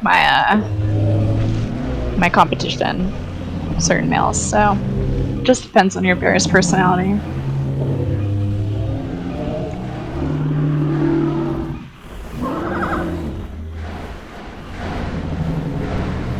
Yep, absolutely.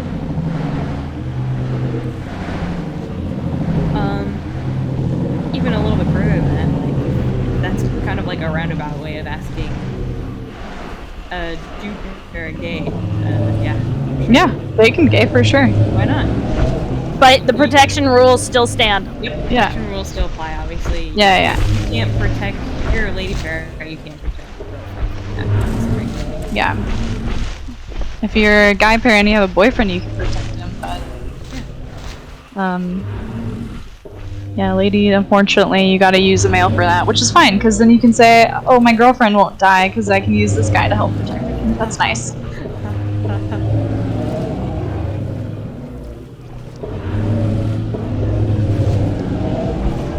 Can adopt abandoned children, yes. Yeah. Females, yeah, absolutely. They can. But you have to remember, adopting does not mean it's yours. Adopting just means that you're treating it as a herd member, a fellow herd member that you're going to help feed and water.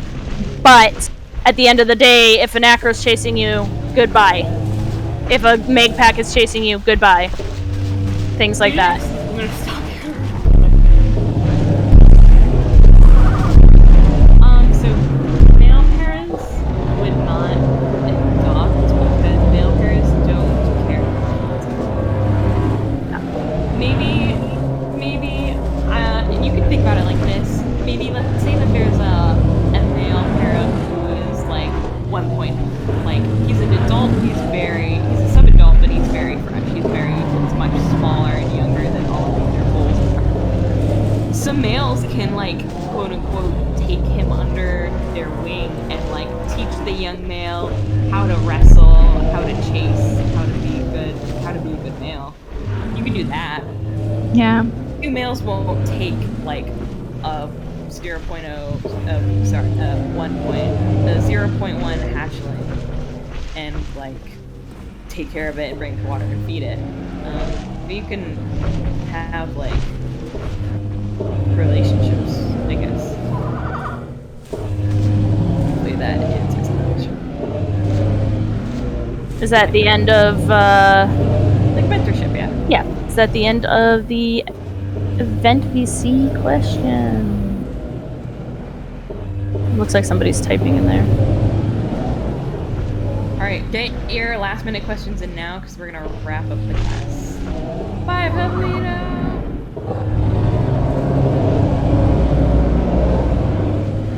Once again, if you wake up at 3 a.m. in a cold sweat with questions, you're free to DM people or whatever. DM people or ask my assistants questions or asking Realism, whatever channel that was on.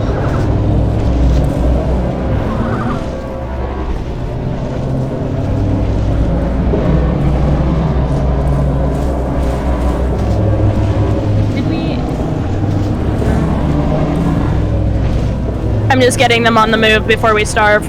Okay. Yep.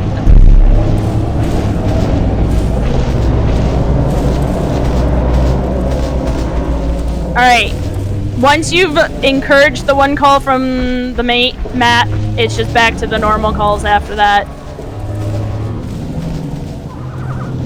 Okay. Questions, though. Last question. Yep. Kidney asks, as far as adoption, if you're a male para and the only other para you find is a baby, can you take a bit more care than normal just out of not wanting to be lonely? You can invite that para to your group, but I still can't really imagine you taking care of it, especially since it's not your own offspring. Yeah. Like, a male would show more care and tenderness towards his own offspring than an abandoned one. Especially because if it's alone, that means there's probably something wrong with it, you know? A male, again, animals are they can be pretty selfish. You are very interested in furthering your own genetics because you believe that your genetics are the best, you know, as the evolutionary arms of the race goes. So You might, like, let it follow you and, like, imitate you and stuff like that. You could invite it to group. You could let it follow you, but if you can keep up and follow you around, you'd probably tolerate it. And if you drop, paras are messy eaters. I've always played them that way. Yeah. Eat stuff you drop. The thing about male paras that I like is they're kind of himbos, and they just want to play. When they're not courting, they're probably roughhousing and playing with each other. And if you have a kid following you, you might roughhouse with that kid a bit. It might be a bit traumatic for the kid because you're like, oh cool, a chew toy and it walks. Like, that's fun. Next person. Last minute question. I just forecalled and Nick kicked at a male who appeared to be doing a whole mating dance, which confused my para. Well, Did you act correctly? I mean, yeah. I mean, if you're confused by whatever it is they're doing, you can definitely forecall and... I'd be confused. I'd kick in their direction. Would a father para be more willing to bond with their own kid over unrelated male parents? Over unrelated male parents. That is a good question. I feel like a male, and again, you're not required to protect your own, but a male would be, when they're small, a male might be more likely to hover over his own kids in the hopes that it would, like, please the female, if that makes sense. If it makes the lady happy, you'll do it. Yeah. Whoops, sorry, I just stopped.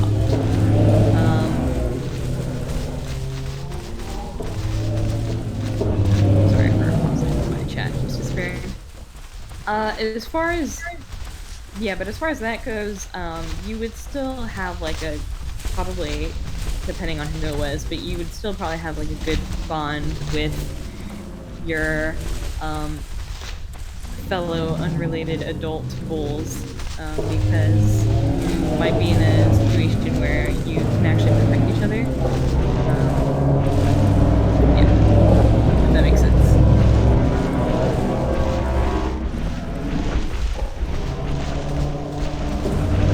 Can male pairs bully or harass juvies without a mom, even though they can't stop? I would say yeah, because in the profile it says males do bully pairs that are smaller than them. You wouldn't stop them if they don't have a mom, because there's no mom to bring back into the season. Oh my god. That scared me. I'm not gonna Z-call it. Okay. Alright, well. There he is. He's got a core. I'm not gonna Z-call it if he really gets I'm so sorry. I do need that sniff. Yep, thank you. That's her. Goodbye.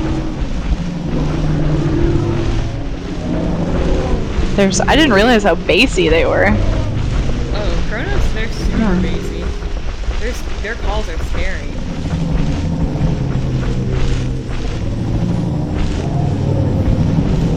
But yeah, you can harass young parents that are small like that, just because, you know, like Ducky says, it's fun chew toy that walks.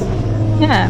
It's like, I also, you know, it's okay to, like, you don't always have to be mean or ignore the fact that there's a juvie next to you, but it reminds me sort of Hacky, where it's not super, it's really clumsy when you do care, it's not that great, and you don't care for long because you'd rather care about other things. Even your own kids, like if the mom for some reason vlogs or dies or whatever, and your own kids, like, if my kids are near me, I'll probably care about them for as long as my male would, which would be like 30 seconds at a time, and then I'd wander off. I'd maybe play with them, but it wouldn't be like, there's a difference between caring for and caring about, and I would not care for them.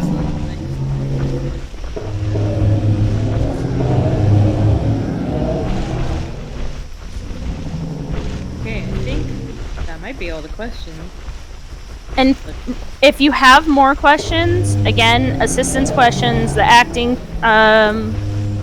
questions channel, even some of our DMs, we're there. Yep, absolutely. Alright, I think that's it. I think I'm gonna wrap it up. Also, definitely not just because the Pato Animation Showcase is about to happen. Yeah, totally has nothing to do with that. Get the heck out. No. Thank you for hosting, Puppy. Well, yeah, everybody. No. Everybody, thank Puppy for hosting Claps the class for and Puppy. putting. No, everybody, come on, 2 calls and everything.